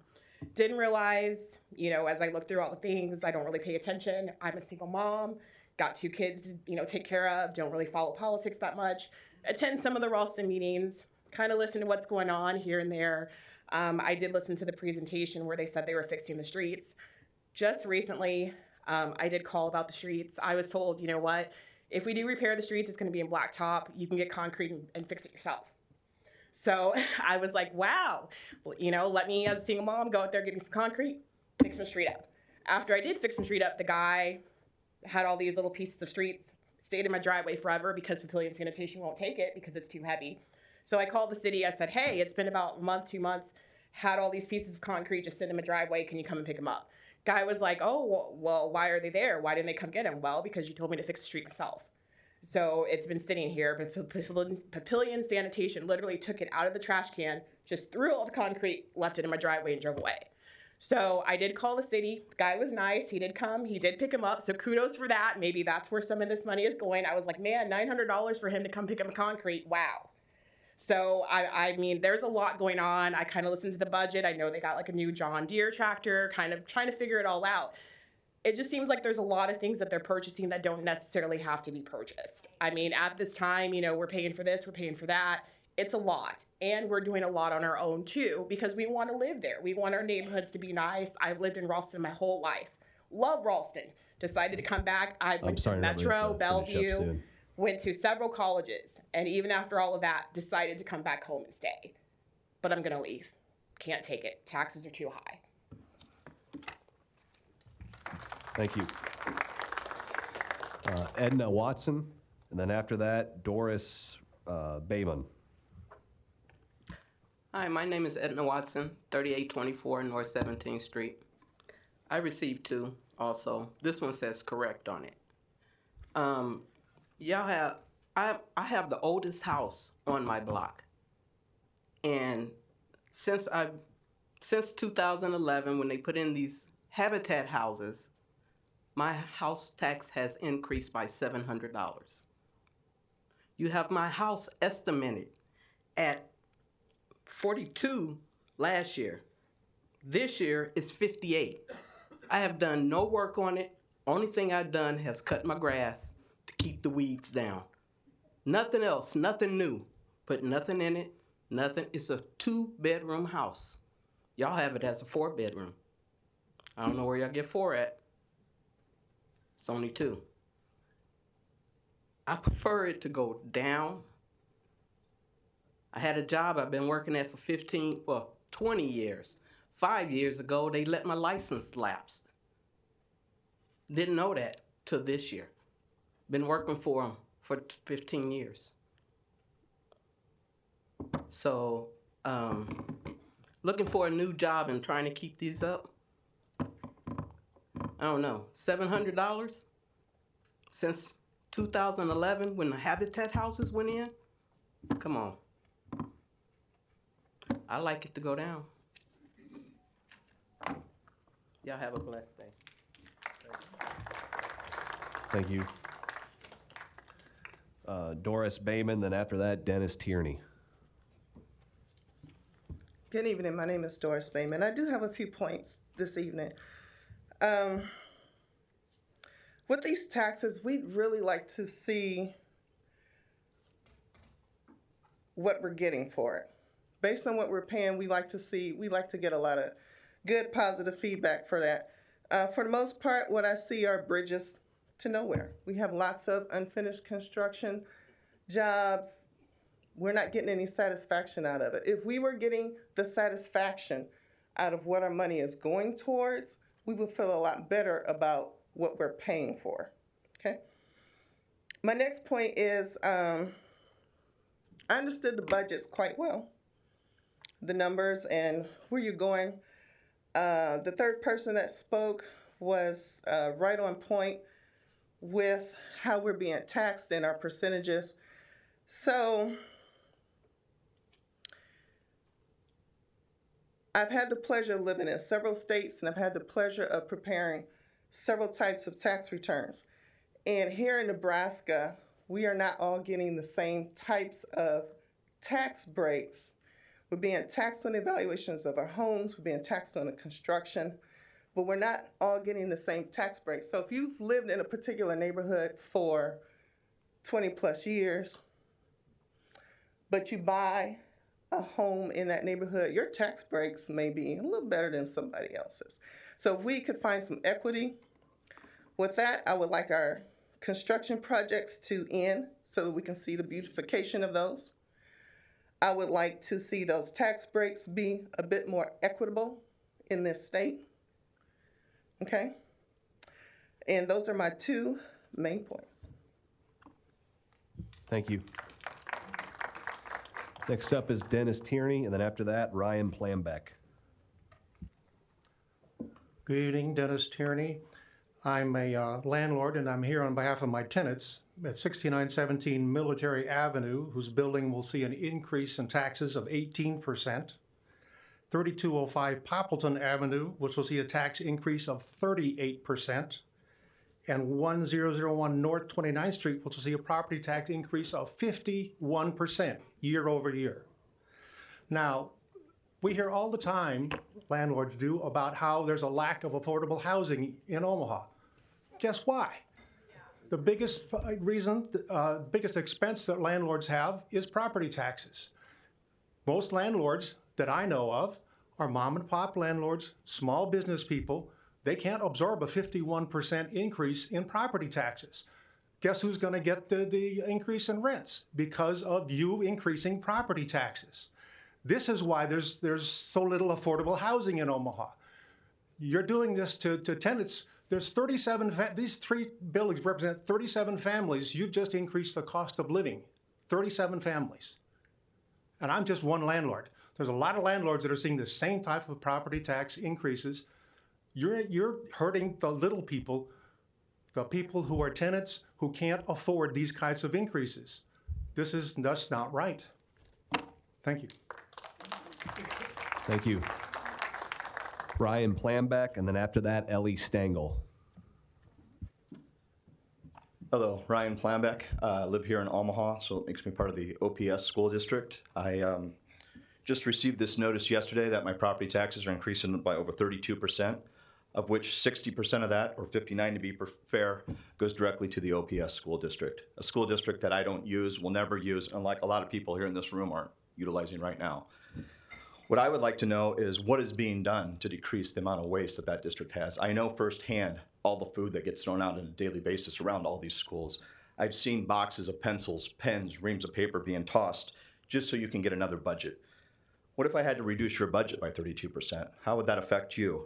What is being done to tighten your belts and do better? What is being done to do better for the city of Omaha, Douglas County, and OPS? That's what I would like to know. Also, I would like to know, we're here at this meeting tonight. This budget is going to be voted on in a few days. What, if anything, can be done to sharpen the pencils for this budget so these increases don't happen? Is it even possible? That's all. Thank you, Ellie Stengel. And then after that, Carol Ducey-Cerny.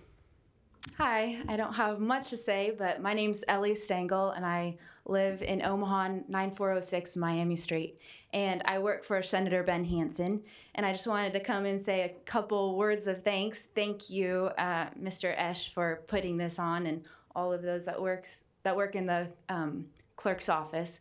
I know that it was probably very difficult with it being a new hearing and figuring out all those details, so thanks for sticking to it. And I know that there were some issues with the postcards, but you were quick to resolve those issues and send out new ones, so thank you for that. And I looked at your website and you put information there, and then you also updated your voicemail with information. So I appreciate that. And then also for the presenters, thank you for your time in being here tonight.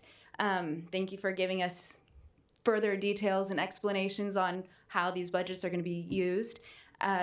The presenter from City of Ralston, you especially, I just wanted to thank you for your clear explanation of the legislation behind the postcards and this hearing. So that was, I mean, I understood it, and I think I've heard several people express that you did a good job on that. I think we can see that this is the beginning of ensuring an open line of communication between the taxpayers and those setting the budget. So I think this is a beginning step in that, and I hope that you're listening. I think it's not bad that we expect our property taxes to be used responsibly. It encourages us to get involved, to be informed, to have a voice, to say what we're thinking, and I think that each person here is doing their part to be involved and informed and to create some sort of accountability for you. So please listen to them, and also thank you for your time. I understand that life is busy, so thank you. Thank you. Yep, Carol Ducey Cerny, and then after that, Ida Vaughn.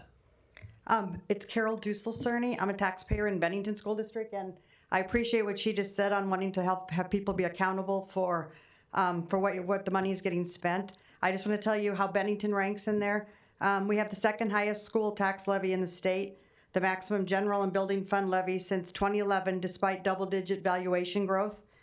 The district was one for years. Gretna got ahead of us. They just had a bond, and if we pass our next bond issue, we'll get that spot back, not one we really want. Bennington has the highest debt ratio in the state at 9% and will potentially grow to 16% if our next bond issue is passed. The state statute 14-525 for bonded indebtedness for a city is only 5%, so we've well exceeded that. You would think with those numbers we have the highest population of students. Nope, not even close. We're 14th. We have our superintendent is asking for the maximum operating side for the last decade, and our bond levy will be high forever. Why is that? Because we pay interest only, and we're not paying any principal hardly at all on our debt. We don't have a CFO despite having a $100 million annual budget and a $250 million bond budget with interest. 91% of our valuation is on homeowners. We have only 4% commercial, so the homeowners get hit really hard. Our school board and superintendent have received auditors' reports saying we lack internal controls. We're exceeding budgets and not complying with required disclosures, so we would like some accountability. Since there are no state regulations around debt schedules and maximum indebtedness, we will not be able to, Dr. Hawk should not be able to request more than the allowable growth, which is for us 10.2%. We need to protect the taxpayers from financial mismanagement so we can afford to live there and raise our kids and raise other people's kids there. Thank you. Next up, Ida Vaughn, and then Tracy Baker after that.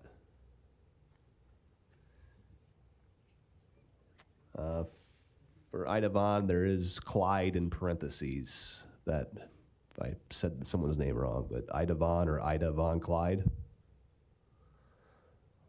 Okay, we'll move on to Tracy Baker. Okay. Oh, sorry. No. Then after Tracy Baker is Matt Block.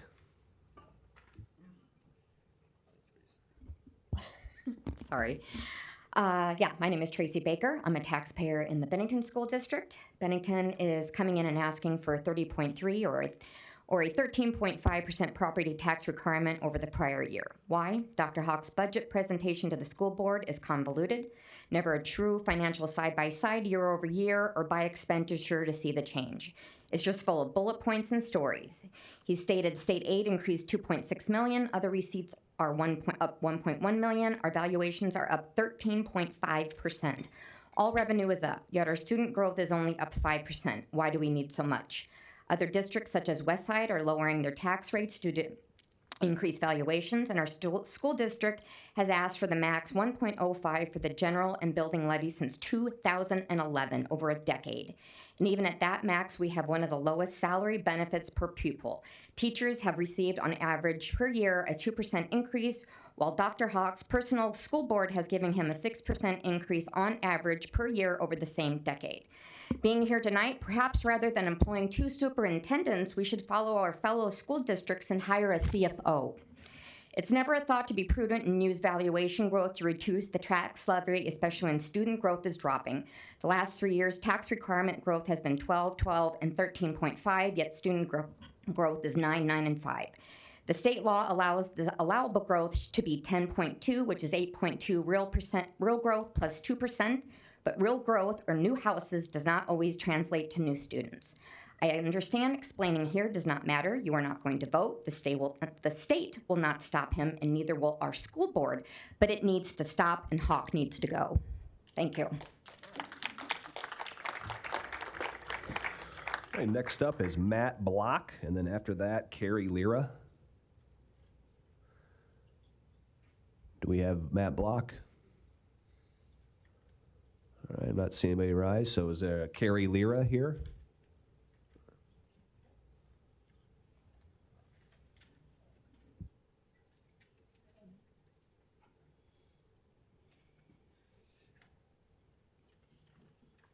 My name is Carrie Lara, and my address is 2906 Decatur Street. And I heard you guys all have like increases in your budgets of 8%. But here, I just got this today, so I didn't have a lot of time to prepare. But my taxes are going up by 135%. So that seems excessive. Just, am I paying for 15 people or what? That's all I have to say.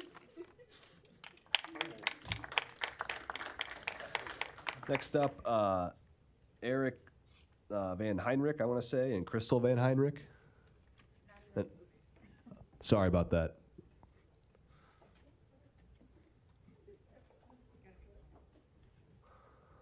No, I apologize. It seems like I pronounced your last name wrong, so correct me for the record. I apologize. Hi, my name's Eric Van Hunnick, and I'm not going to say my address, but it seems to me you guys are way out of touch with everybody else here. And I'm sure that you guys came here knowing that you weren't going to get a lot of praise for what was going to happen. But I didn't hear a lot of people saying what they were going to do about it, even though they knew that this isn't right. A lot of the presentations I saw said that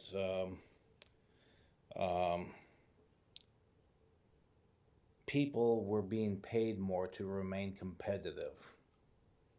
Remain competitive with who? We're just trying to stay afloat. We're not trying to stay competitive.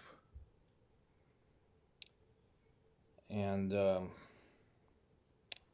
seems like a lot of people are playing in the gray area when it comes to administrative processes. Our property tax is going to go up quite a bit. Our valuation went up $43,000. And my wife made sure that I put in the protest soon enough.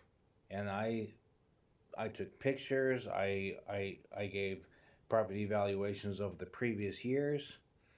And we got a response back saying that the appeal was denied and the reason was no proof. As several people have said, the assessor isn't here, and it feels to me a lot like like taxation without representation. And I know that we don't have a say in this, like was said before, but I'm going to remember all your faces, and I hope you raise holy hell. If just one of you will, I'll be happy. That's all I got. All right, thank you. Crystal Van Hunnick. And then after that, April Carroll. Hi, I'm Crystal Van Hunnick. Eric's my husband. We did not get notified about this. The only reason we knew about this meeting at all was because of the neighborhood app. So thank you for everybody that posted on that. We still have not received our card about our evaluation, but looked online. Our house is going up $43,000 and we put in 2 rose bushes. So there's no reason for our house to be valued at that much. Since we cannot go to the county assessor and appeal more, our last line of defense is you. We cannot afford to keep having our taxes raised on this house that is not valued, and nobody would ever buy this house for what the county assessor is saying. It is ridiculous, and we need help. My husband is a veteran. He's 90% disabled. We have a fixed income and we make it work. You guys need to make it work too. Since the county assessor, we can't do anything more about it. We have to appeal to you guys. We can't increase our taxes. It's not possible. Thank you. April Carroll, and then after that, Larry Storr.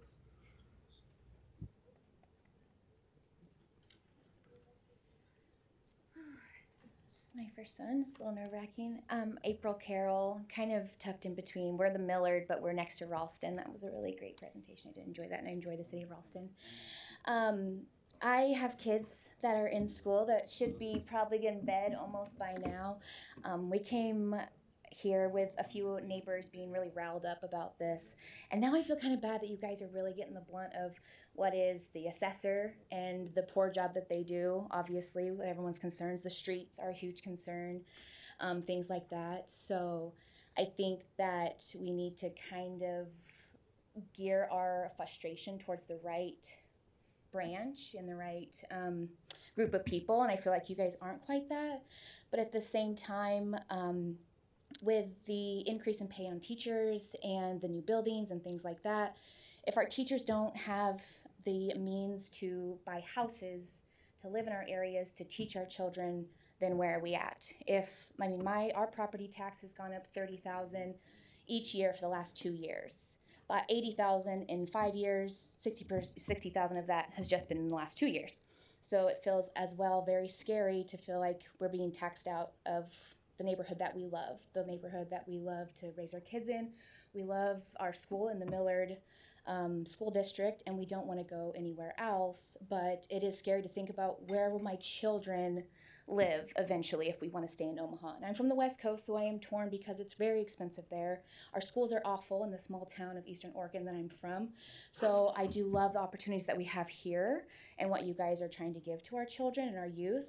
But if they are going to, community colleges and things like that and getting these trades, but they can't provide for their own families, which will in turn be my grandchildren someday, then what is the point now here today? So that's just the scary part. A lot of these people may not have children in school anymore, and so they don't see the importance. I do, because my little ones are still there. But we do so much fundraising to help get the new asphalt, the new equipment, all those things. And if we are working 2 jobs each to be able to keep our home in our school district, and we can't fundraise and support our children in our classrooms, we're just seem to be worse and worse and worse and worse off. So. Thank you. Larry Storr, and then after that, looks like Penny Lidos. Larry Storr, 5015 Lafayette Avenue, Omaha, Dundee. It's not easy being green, and particularly in Dundee. I'm more fortunate than a lot of people, I guess, from tonight. I'm going to try to do a rapid thing, but I might ask for an extra minute. What's not being done tonight is, I guess, first of all, this is a public meeting. You people should be speaking to those people, not to those people. A slight change, Dan.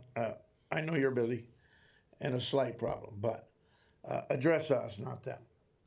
And one of the problems here, I think a lot of people remember the old circuses, maybe even Playland Park.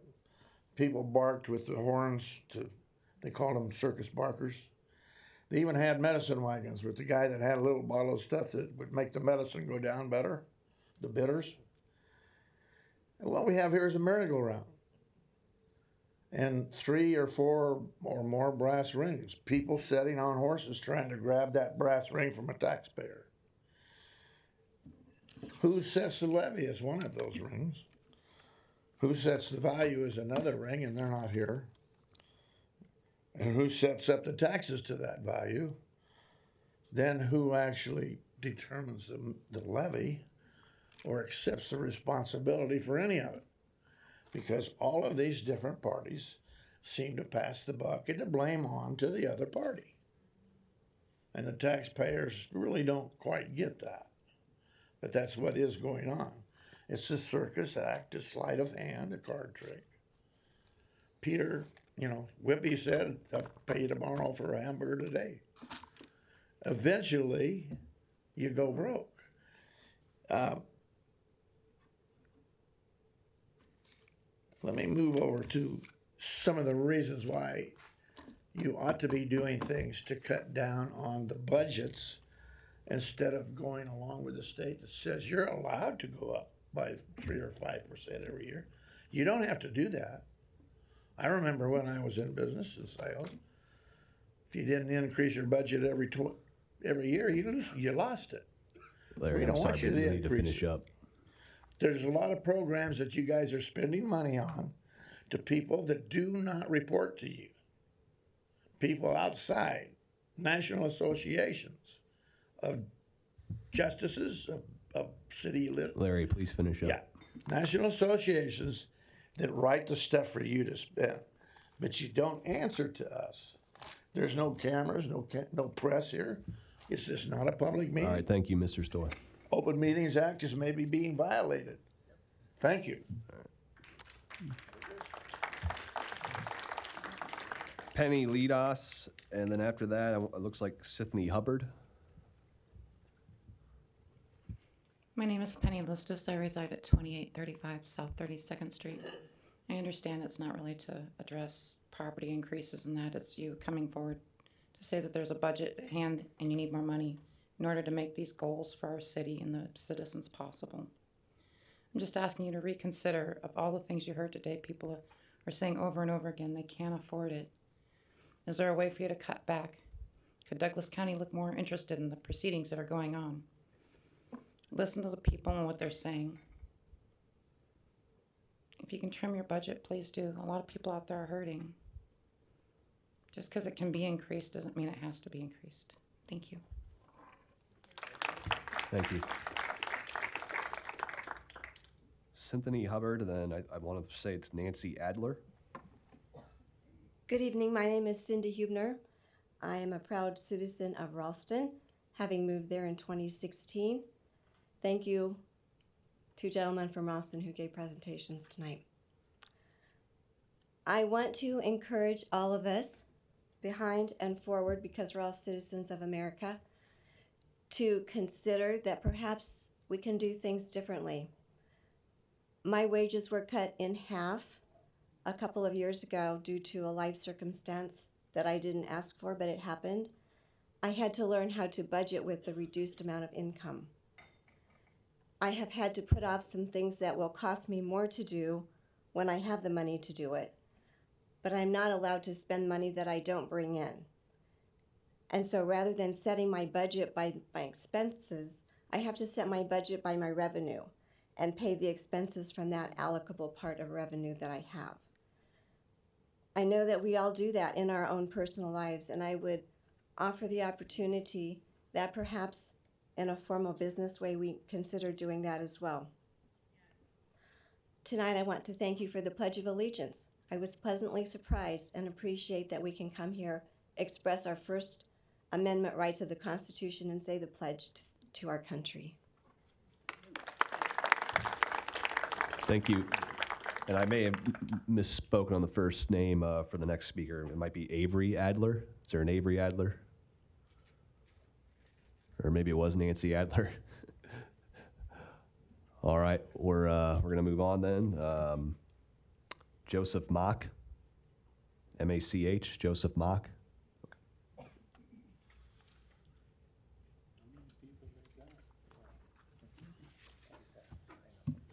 Good evening.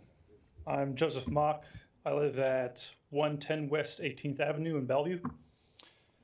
I am a National Guardsman, and recently I was deployed to Djibouti.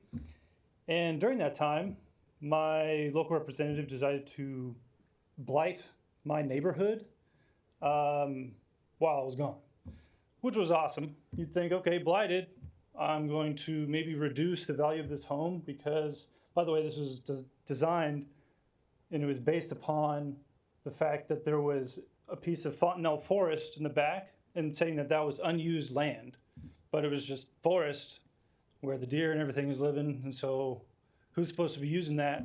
So we had no say in the matter. Now my value has actually increased by 15% of my land.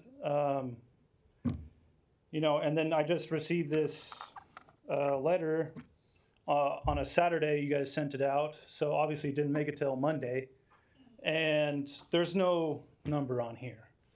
So my taxes are going up. You know, there's a lot of things that could be going on. I know that also this property development, they did this property development in this blighted area, and they're getting the maximum tax relief while they build this new property that moved away all these birds or whatever, I don't know. Anyways, the point is okay, some people, they're gonna have their taxes increase, what have you, but I mean, I'm in literally a blighted area and you decided to increase it anyways. So what's up with that? Thank you. All right, John Ayers. And then after that, it looks like Carlos Lucas Polk maybe, but John Ayers next. Hi, my name is John Ayers. I'd rather not give my address. I like to think of myself as financially responsible, fiscally responsible. I moved here in '97 with 2 children. I now have 8. 2 are adopted. I like to think I give back. I'm trying to keep one of the adopted boys out of our juvenile correctional facility. I thought about moving there myself. My property increased in valuation 7 times in the last 19 years. I've protested it 7 times. I've won 3. This last year, it went up 54%. I have decreased it in arguments and presentations to 36%. I'm prepared and I'm pretty good at arguing because I have a simple home, but it's in a nice area. So the valuation wants to go up because it's a hot area. But I lost my train of thought. Give me a minute. I'm prepared to try and argue my valuation, but I'm not at all prepared to deal with levy increases that probably will not come down. So that has me concerned. I feel like I'm being taxed out of my home. It's tough to live on a fixed income, but I'm creative, and so I'm just real frustrated with the situation, and I wanted to come down and just try and express that, but I feel kind of hopeless with the government and how things are working out. So thank you. Thank you. So if anyone here, but I'm having a difficulty reading the name, I apologize, but I want to say Carlos Lucas Pan or Polk, number 40, if anyone's signed, line number 40. All right, next up then Louis Aguiar, and then Margarita Taylor after that, Tyler, but Louis Aguiar, or Aguirre. Okay, Margarita Tyler.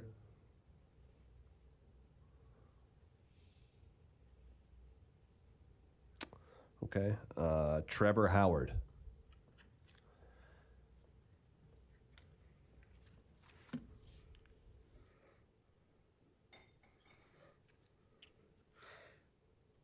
Thank you for all the presentations tonight. My name is Trevor Howard. I live in the city of Omaha. Thank you for being straightforward with the speaking.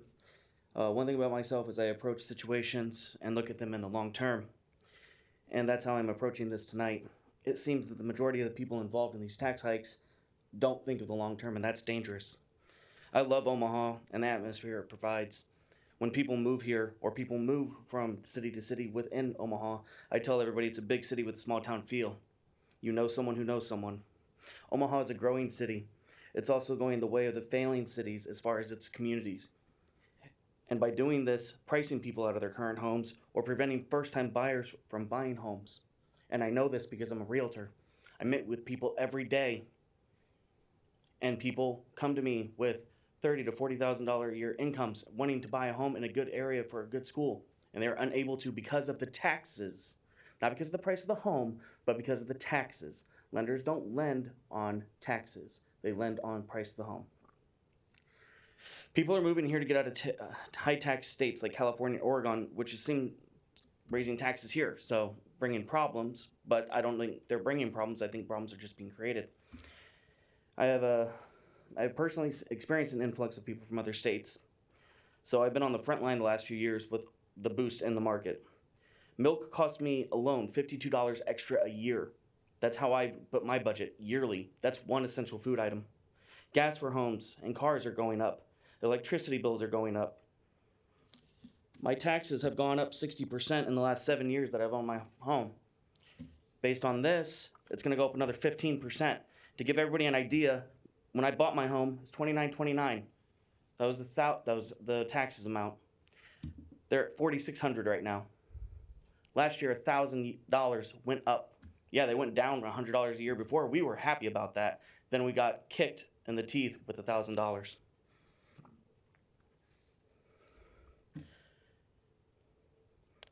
So, home evaluations are going up to the spike in the market, in the real estate market, and I understand that. The way to balance this is to lower the levies, which keep our taxes consistent, rather than raising them significantly, which is currently happening. Sir, I'm finishing up right now. And all taxes are going up 75% in the 7 years, and I've lived in my home while trying to get ahead, even working 2 jobs at sometimes. I have luxuries now that were fun things that my family could do 2 years ago because of taxes. They're luxuries. That should not be a thing. I should be able to take my kids out to a lunch once in a while. Thank you. Thank you.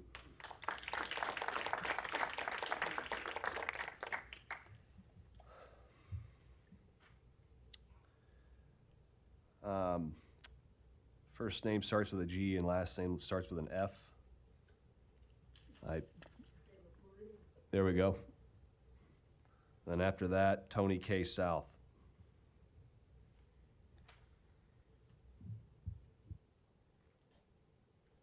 I'm here because of this. You know, when I'm a house built, you know, because everyone wants America. Sir, could you state your name again, please? My name's Gabriel Florido. I live on 26th and Y. And, you know, everybody wants American dream to live in their home for the rest of their lives. I built this house for under $100,000, but it's gone up to $200,000. Nobody will buy that house. There's a big trucking company behind me. I mean, it's noisy as hell.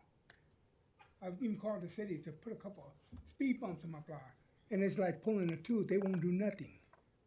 But they want money out of me constantly. And you guys, do we vote on you guys? I mean, maybe we should change some of you so you guys work for the American people.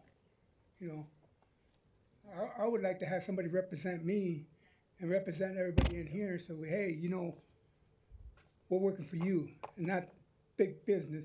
You know, you could say to the schools, hey, we're going to put a freeze on our schoolwork or any buildings for the next 10 years so we don't have to hurt the taxpayers. You know, that would probably help us a lot. And, you know, we'd be grateful. I got 3 kids living right next door to me. And their rent is outrageous. But the taxes, oh my God. I couldn't believe what they showed me.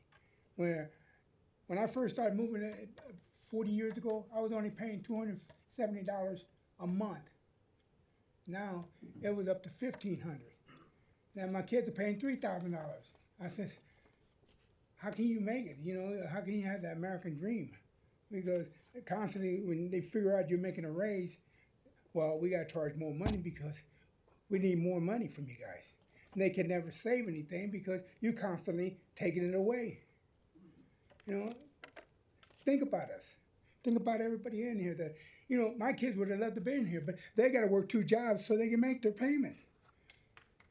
That's all I got to say. Help us. If we put you in those jobs, think about us, everybody here. Thank you. Thank you. Tony K. South, and then Ed Cremito, looks like. I have a Tony K. South. All right. Ed Cremito, is that number 46? Okay. Catherine, starts with a B. Looks like Brunatow to me, so maybe that was the first one that I said, Brunatow. Catherine's first name. Last name starts with a B. All right. Kyle Schwartz.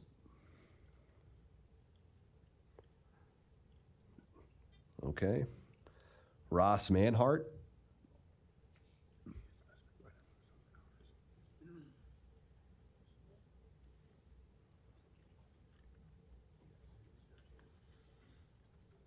Hello, good evening. My name is Ross Manhart. I live in Omaha. Prefer not to give my address.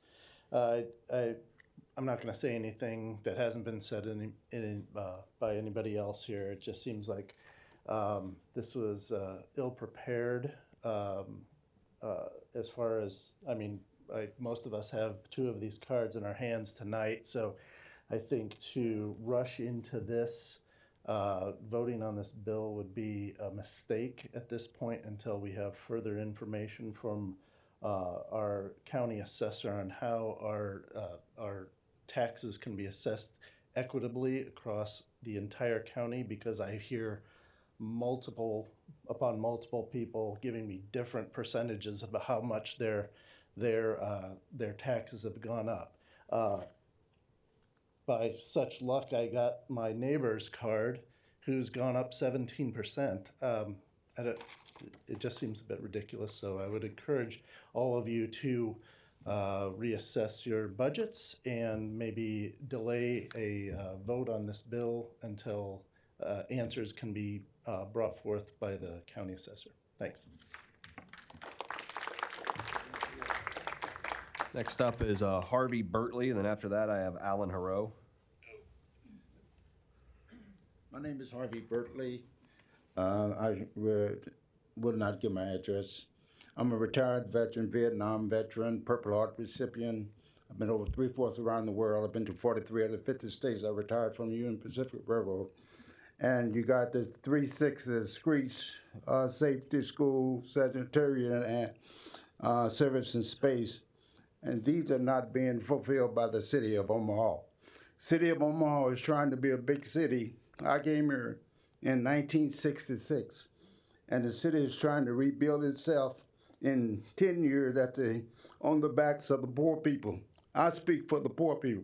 I live north of Cummins Street, and you look at Cummins Street, and you look at south of Cummins Street, and it's a tale of 2 cities. And none of the things that the tax levy is addressing affects North Omaha. The city got $5,300,000 from this federal government. They got a budget excess of $465 million tax excess that they collected from the state of Nebraska. And one senator said they should use it for a rainy day. And another senator said they should lower the taxes. Why don't they lower the taxes? The Bible says, as much as you've done this unto the least one of these my children, you've done it unto God. Be not deceived. God is not mocked. Whatsoever man soweth, that shall he also reap. I want you to know you got to see God one day, and it's coming up again. You don't care about the poor people. You don't care about the poor people. This is the way this city is run. The city, it's obvious that the city don't care nothing about the poor people. Thank you. Next, we have Alan Haro, and then Jerry Pascal after that. And I apologize, sir, if I pronounced your last name wrong. Apologies accepted. It's actually Alan Hart, and I live at 237 North 118th Street here in Omaha. And yes, I received a card which showed about a $54 increase or something like that, and I'm going, okay, I can live with that. Then I'm hearing in the media that, oh, there's mistakes with the cards, and it's not going to cost us taxpayers anymore because the company was going to redo it. I hope you fire them and find somebody else, because that's ridiculous. But when my card came, I got it today. I worked till 5:30. I got this. I'm going, Diane, don't put the food on the table. I'm going down to talk. Mine went up, my valuation went up $55,400 from last year. So that resulted in a 26.8% valuation increase from last year. The taxes went up 26.7%. I did some rounding, but that's $1,152 more per year. I will tell you, I am a CFO too for a large nonprofit retirement community here in Omaha. So yes, I study budgets. Tonight, I applaud you folks for putting budgets together, but for someone that's analytical, seeing slides from back there, being able to decide, is that a good budget or not? I don't know. I challenged every one of my department heads to come in under budget because of the rising costs. But I've also known in other places that, yes, if you don't spend your budget from the prior year, you won't get it back. So there's no incentive to reduce budgets within any of your areas. You oversee areas, but you rely on your department heads to come up with budgets. Okay? Where's the accountability down to the very bottom? What needs to get spent? Okay? Because it's the taxpayers that are paying for this. All of us. And I'll finish here. Two things. I'm really tired of seeing our DC assessor's picture on the website, her website. She thinks more of herself. She should have been here to defend some of this. Number two, sorry. One thing, this is all based on 2022, and you know what's going on in the economy right now. In Omaha, real estate market prices are plummeting because of skyrocketing interest rates, over 6% for 30-year mortgages. So here we are. My valuation says 261, only based on homes that are being sold. My house is my house sir, that I'm I've had sorry. for 15 years. Okay, thank you. Thank you.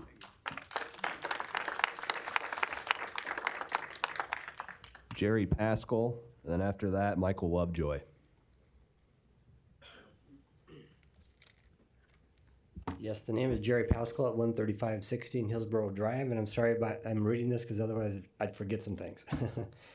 I've been following property tax problems for many years. I hear that taxing entities say often that we don't see much opposition in person to our budget increase. Well, here's the reason. When people try to make an effort, they quickly find out that they can't make a dent. So they give up. In general, we get lip service about keeping spending in check, but I really don't see enough effort. I've been involved in tax groups and Plaid Institute and some others, and I just get tired of seeing how taxing entities are not keeping things in line as much as they could. There's a common denominator I find on these boards. I've commonly seen, you know, we want this, we want that, we want a new building, especially OPS in Douglas County lately, last several years. With schools, more spending does not equate to better academic outcomes. It's been proven with the statistics for many years. My main point is these boards really don't seem to care enough about keeping spending in check. The responsible thing to do would be to think about what your customer, the taxpayer, can afford with an 8.5% inflation rate and maybe an average of about a 4% pay raise. That means a 4.5% loss in purchasing power. So with already super high property taxes, wouldn't it make sense to cut your spending, have some layoffs maybe, and become super conservative? That's what businesses have to do. Why can't public do it? They can, but they don't want to. I appreciate your public service, but I will say, for years I've seen a general attitude of, I want this, I've mentioned that again, I want this, I want that. New building, you name it. It's time to cut your budgets and think of the taxpayer and the suffering citizens. In the poor, he made a good point about the poor people too. The school districts should learn what they can by studying how the Omaha Archdiocese, which keeps their administration budget so far below the public schools administration budgets. I certainly need to finish up soon. Okay. So there's ways to cut administration. Please go back and do better and think of your customer, the taxpayer. Instead of going the easy route of spending more, try finding another lower cost way of just say no, like families have to do. That would show love, and thank you. Thank you. Michael Lovejoy, and then after that, Sharon Martin. Thank you. Mike Lovejoy, out Miller Districts, Lakeshore Subdivision. First off, I was a public official back east. I served on the school board based on the time there was a tax revolt going back in New England states. I defeated an 8-year incumbent who was the president of the New Hampshire School Board Association. We wiped the slate clean because everything was out of control. 14%, 18% tax increases coming down the pike. With a school district, and Miller, as you know, there is money to be cut. When I got onto the budget, I went through that budget and I cut out of and at the time it was a $24 million budget, which doesn't sound like a lot, but back in 80s, that was probably pretty good, damn good. It was $3,900 a kid to educate. Found $1.2 million of money that was cut, that didn't cut a program, didn't cut a teacher, didn't cut anything except wasteful spending when it comes to the supplies and a lot of travel incidents that was going on within the district. It can be done. My property tax jumped 20%. My charge to you is, unfortunately, I don't think anybody up here is an elected official, correct? Nobody up there is. Our district, the assessor should have been here. That is a slap in the face to everybody in this room, to every taxpayer in this town. She should have been here to hear the heat. But I'm charging back to you. You keep saying there's no increase, the levy's remaining the same. No, it's not. My increase is 20%. That is not level funded budgeting. You can reduce money. You can reduce the cost of all of us by responsibly planning your budget out. Look at what you're spending. Do I really need to spend it? Can I put those capital improvement projects on hold till we get through this mess? That's all I have, and I've just made my time. Thank you. Thank you. Sharon Martin, and then after that, looks like Jane Ed. Sharon Martin. All right, we have a Jane. It looks like ED. I don't know if I'm saying the last name right, but Jane is the first name, number 57, if you remember that.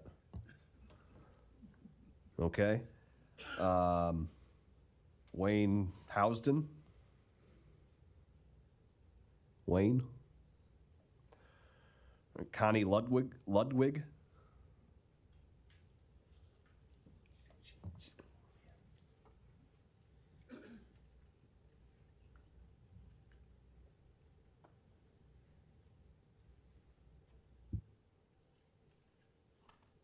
Connie Ludwig, 1821 Laird Street.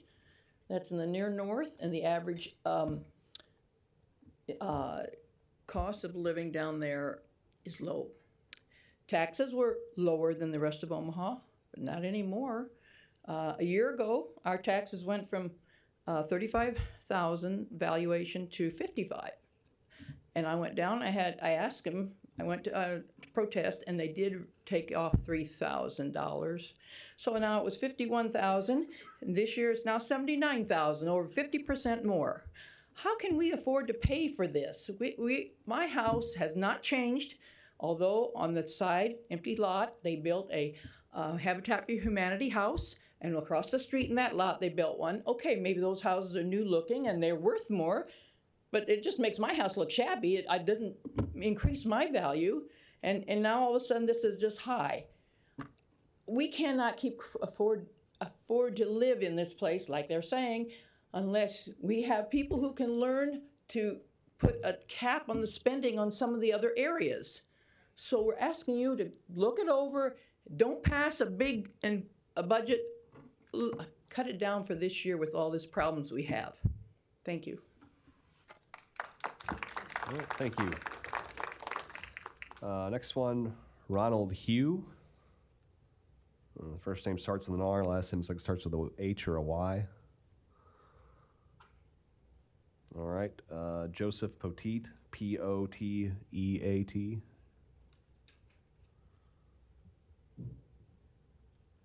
Same to you. Apologize if I said your last name wrong.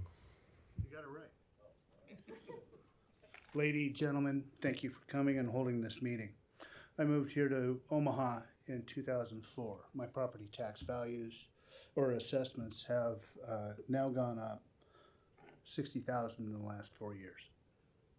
That's the assessor problem. In the reality, there's an Omaha Public Schools problem. Omaha Public Schools is asking for far too much money. Omaha Catholic Schools only cost $3,000 for a junior high student. Only cost $6,600 for a high school student. Or if you go for the high dollar Mount Michael, which is the best school in the state. I'm moving again. I left California in 2004. I'm leaving to a low tax state. Cut the taxes, cut the BS. I'll leave the F-bombs elsewhere. And also, thank you for coming, Ghost of King George. All right. Carmela Kramer Carney. And then after that, looks like first name starts with a J, then Janelle McQuinn maybe. But is there a Carmela Kramer Carney here? Okay, and then J, the first name looks like JMC, then oh, okay. Oh, thank you. Yeah, if you want to, you're next. And Janelle, before you start, just so I'm at the last of the list for the people who signed in, but if you want to speak and you didn't sign in, you'll have an opportunity to after Janelle. I'll just need you to, once she's done, I'll leave some time for people to come to the podium, and you'll just need to state your name clearly for the record. Thank you. My name's Janelle McCann. I live in Omaha. I rather not give my address. I would agree with pretty much everyone here that it's an assessment value that's a real issue. I've fought the increase in my property valuation every year, except for this year I didn't get in there quick enough to do so, and so my property value went from $105,000 to $178,000. All the houses in the neighborhood I live in have sold in the last 10, 15 years for about $130,000. A flipper has bought them and put in $100,000 worth of investment and then resold the house for $200,000 to $300,000. So, the response I get is, well, market value. All right. Well, I can't sell my house for $230,000 to $300,000, and I certainly don't want to pay taxes for a $300,000 house on my house, which, if I was lucky, I would sell it for $130,000. I would consider it a form of redlining, the way that there's such disparity between how land is valued. The land on my property went from $13,000 for the lot to $41,900 for the lot. I love my area. It's not a great area. My in-laws live on 200th Street out there in Elkhorn, in a beautiful neighborhood. They're paying less per square foot for their lot than I am, okay, in Benson. So there's a big disparity. I don't oppose schools. I love public schools. I went to public school. I went to Central High School. I got a good education.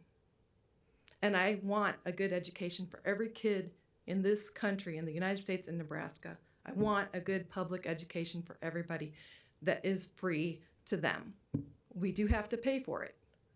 I'm not opposed to paying taxes, but in the last 2 years with the pandemic, we've gotten the CARES Act, we've gotten the PPP, we've gotten the ERA, we've gotten Sorry, ARPA. Ralph, I'll need you to finish up We've soon. gotten millions, if not $1 billion, infused into our communities for the purpose of public safety, school, health, and education. And I don't see why CEOs and the heads of organizations are getting I'll need you big to finish up bonuses soon. and we're getting all this funding, and yet instead of it going to the purpose of serving the community, we're being asked to increase the taxes we pay. All right, thank you. Okay, anybody else who wishes to address it? All right. Miss, you'll be next after. Please state your name for the record. Rochelle Hunt, and I just want to go over a few things. First of all, you had us sign a ballot in 2020, and in that ballot, it was proposed that if we vote on marijuana or herbal whatever, or casinos, that our taxes would be lowered, and that it was going to be an honest effort to lower those taxes. And here you guys, since 2020, you've just been proposing increase. And we're having a federal issue right now, and I'm pretty sure you see the news and you know what's going on. And so I don't think that we should be playing the budget game and, trying to spend so that we keep money coming in from the federal government when we've got issues with the federal government, and we shouldn't be taking more money from the federal government. We should be focusing on the people providing here locally for you guys. And also I want to address how you guys could probably cut spending. And what I don't understand is if we're paying taxes for public schools, why are public schools paying property tax? If you guys would just cut the property tax for public schools, since we're paying for it anyway, why charge them? That would cut the budget right there. So cut the budget in public schools, cut the budget in college schools, since our money is going to that too. So that would help solve some budgeting issues, I think, if you consider that. And then also, like he said, wasteful spending. I mean, if you guys are throwing away lots of paper and pencils and pens just to keep a budget from the federal government that we don't need, and then also with all the billions of dollars that you've collected from COVID and all of these other relief funds, it seems to me like that the tax increase is non-essential, and that you're just giving us the runaround. And I don't mean to be rude, and I'm sorry if I come across that way, but you guys can do better. We're a Republican state, for God's sake. Do you want to end up like California? You've seen what California is. California is full of homeless people. They're overtaxed. I'll need you to finish up soon. They're overtaxed with their property tax. I mean, we can do better than this. If you want to become like a democratic state, keep going. Thank you.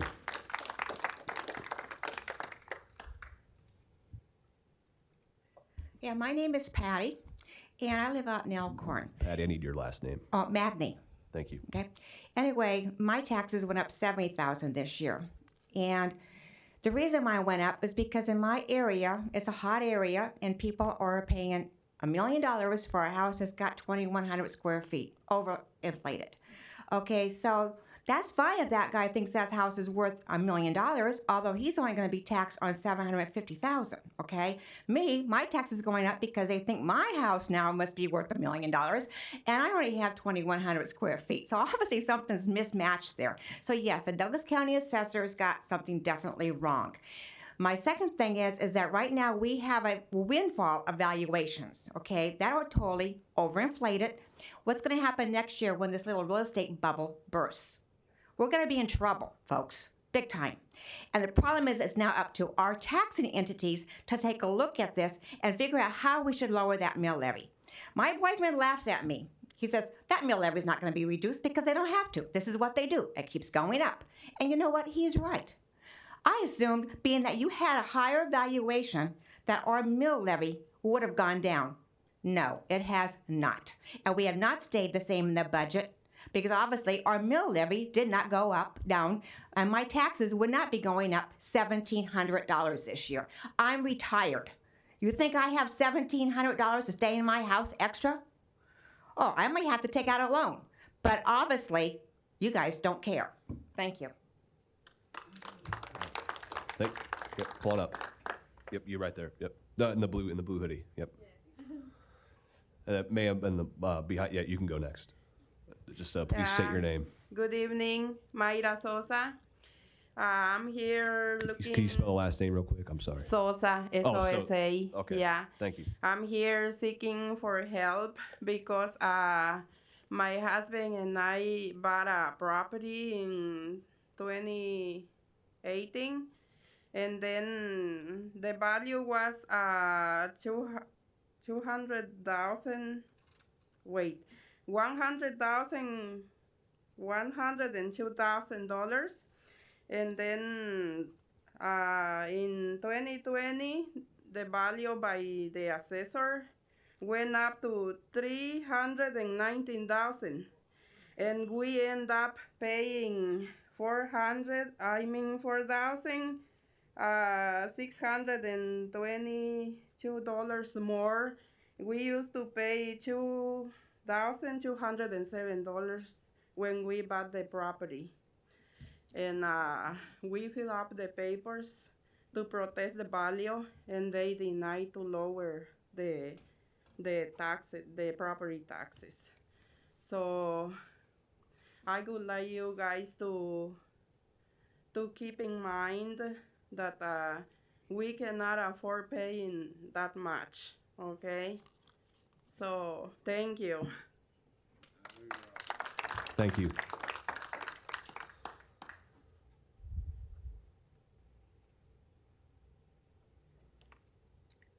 Hi, my name is Lori Charvat. We're in the Millard area, and my heart goes out to a lot of these people. Okay, I shouldn't have done this. We're basically being priced out of our home. We moved to the country because we wanted out of Omaha. We moved to the country 36 years ago.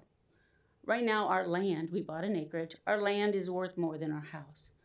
People are building $2-3 million houses by us.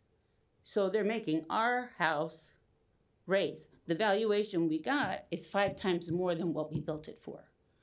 Yes, we can probably sell it for more than that, but that's if we sell. We don't want to sell our house, but we can't pay $10,000 in taxes either a year. So we're going to be retired next year. So our grandchildren like the house, but it's the same with everybody else, like some of these people. When this bubble breaks, my son was looking for a house.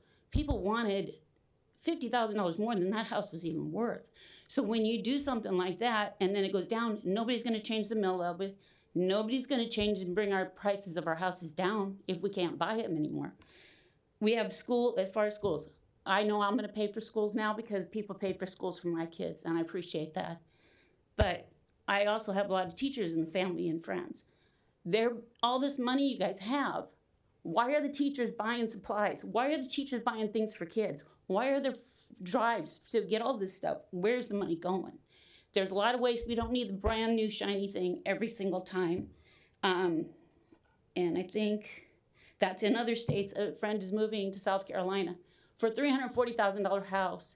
For her taxes on the house and her car, they'll pay $1,500 a year. A year. So Missouri, all these other states, there's something wrong. People have got it, and the same thing. Just because you have it doesn't mean you need to spend it. Like the Bob Carey Bridge. We had to build a bridge because we have the money from the federal government. Why couldn't we have given that money back? Why couldn't it have gone to schools and make our schools actually teach our kids? You don't need the fancy shiny thing to teach a kid how to read, write, and be good people. Thank you. Thank you. Is there anyone else wishing? Come on forward.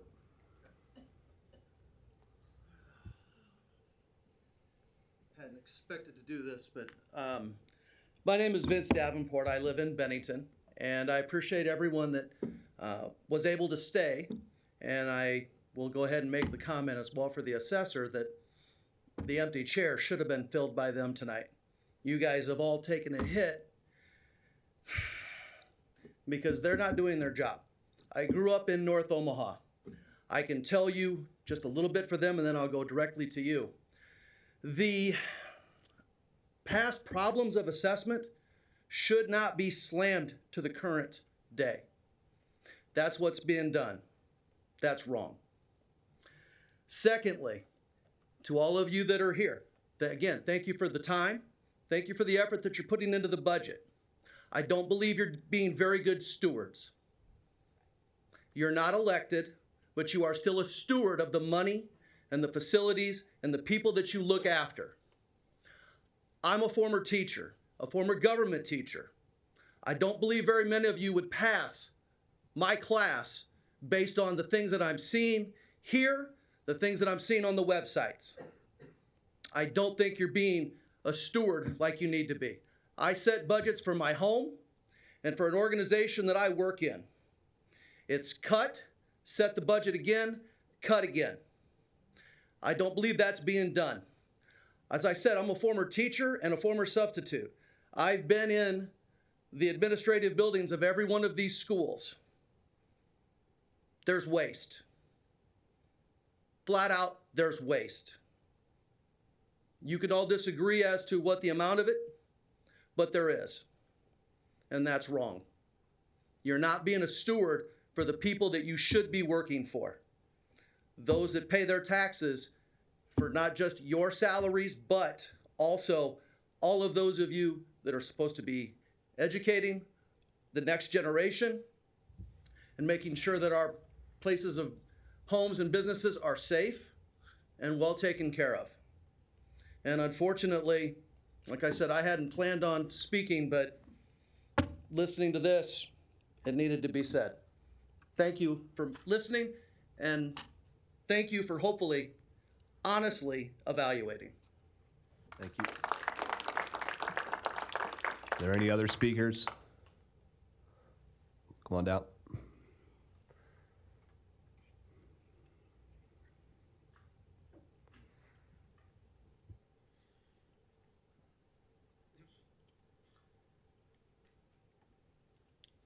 Troy Kendall, I live in Omaha. What did this cost us to send all these out? Nobody said anything about that. What was the extra money? Thousands, tens of thousands to ship out?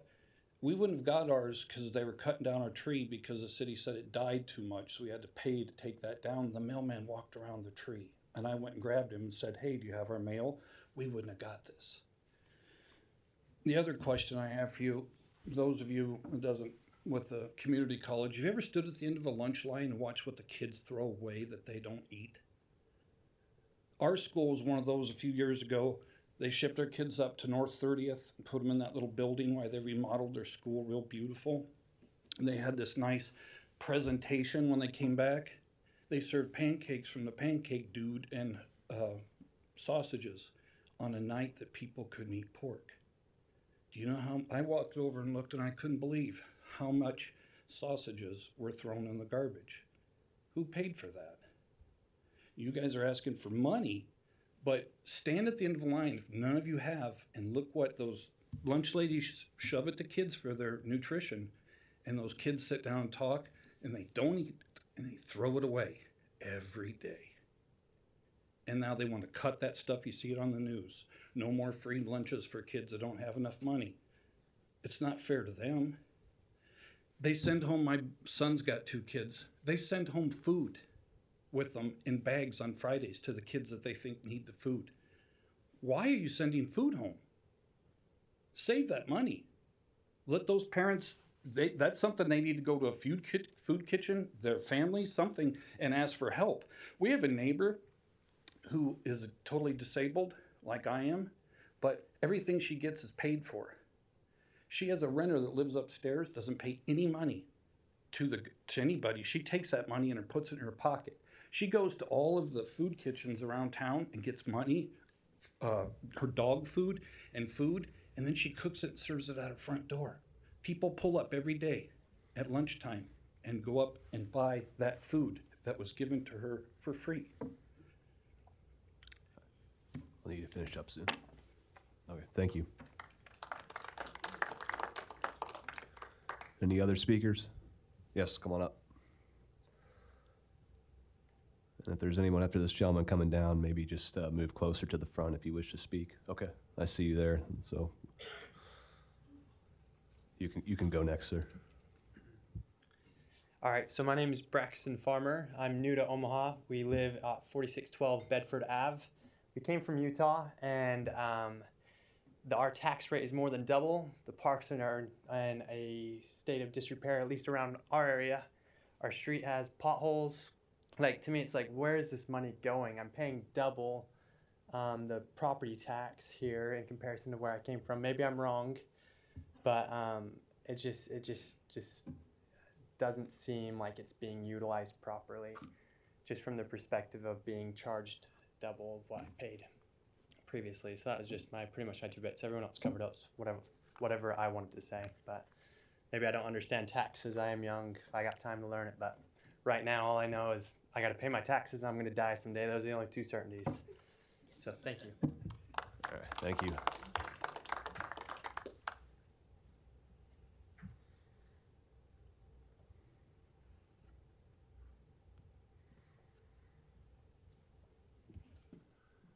My name is James Seifert. I live in Bellevue. I had the good fortune to be invited to a presentation at Creighton University just last night by a gentleman who left such high places as the International Monetary Fund to work with the Jesuits and write a book called Cathonomics, where he compared that to neoclassical economics. And then the presentation was to Creighton students, of course, and the place was packed, for them to evaluate the 2 systems and decide which is better. Obviously, it's from a Christian perspective with the goodwill to all and care for all, maybe more so than a good capitalist like myself would appreciate. But having listened to that presentation, which overall presented a concept that government is created to take care of all men and women well, and to make a good society, not a society of goods, and to see the juxtaposition of that last night to what's being prosecuted right here, right down the street, right now, is startling. I wish you could have that experience. Thank you. Thank you. Is there anyone else who wishes to speak? All right, we'll see none. Before we adjourn, I'll just a few reminders. If you didn't pick up any copies, if you wanted hard copies of the presentations, there should be some available outside.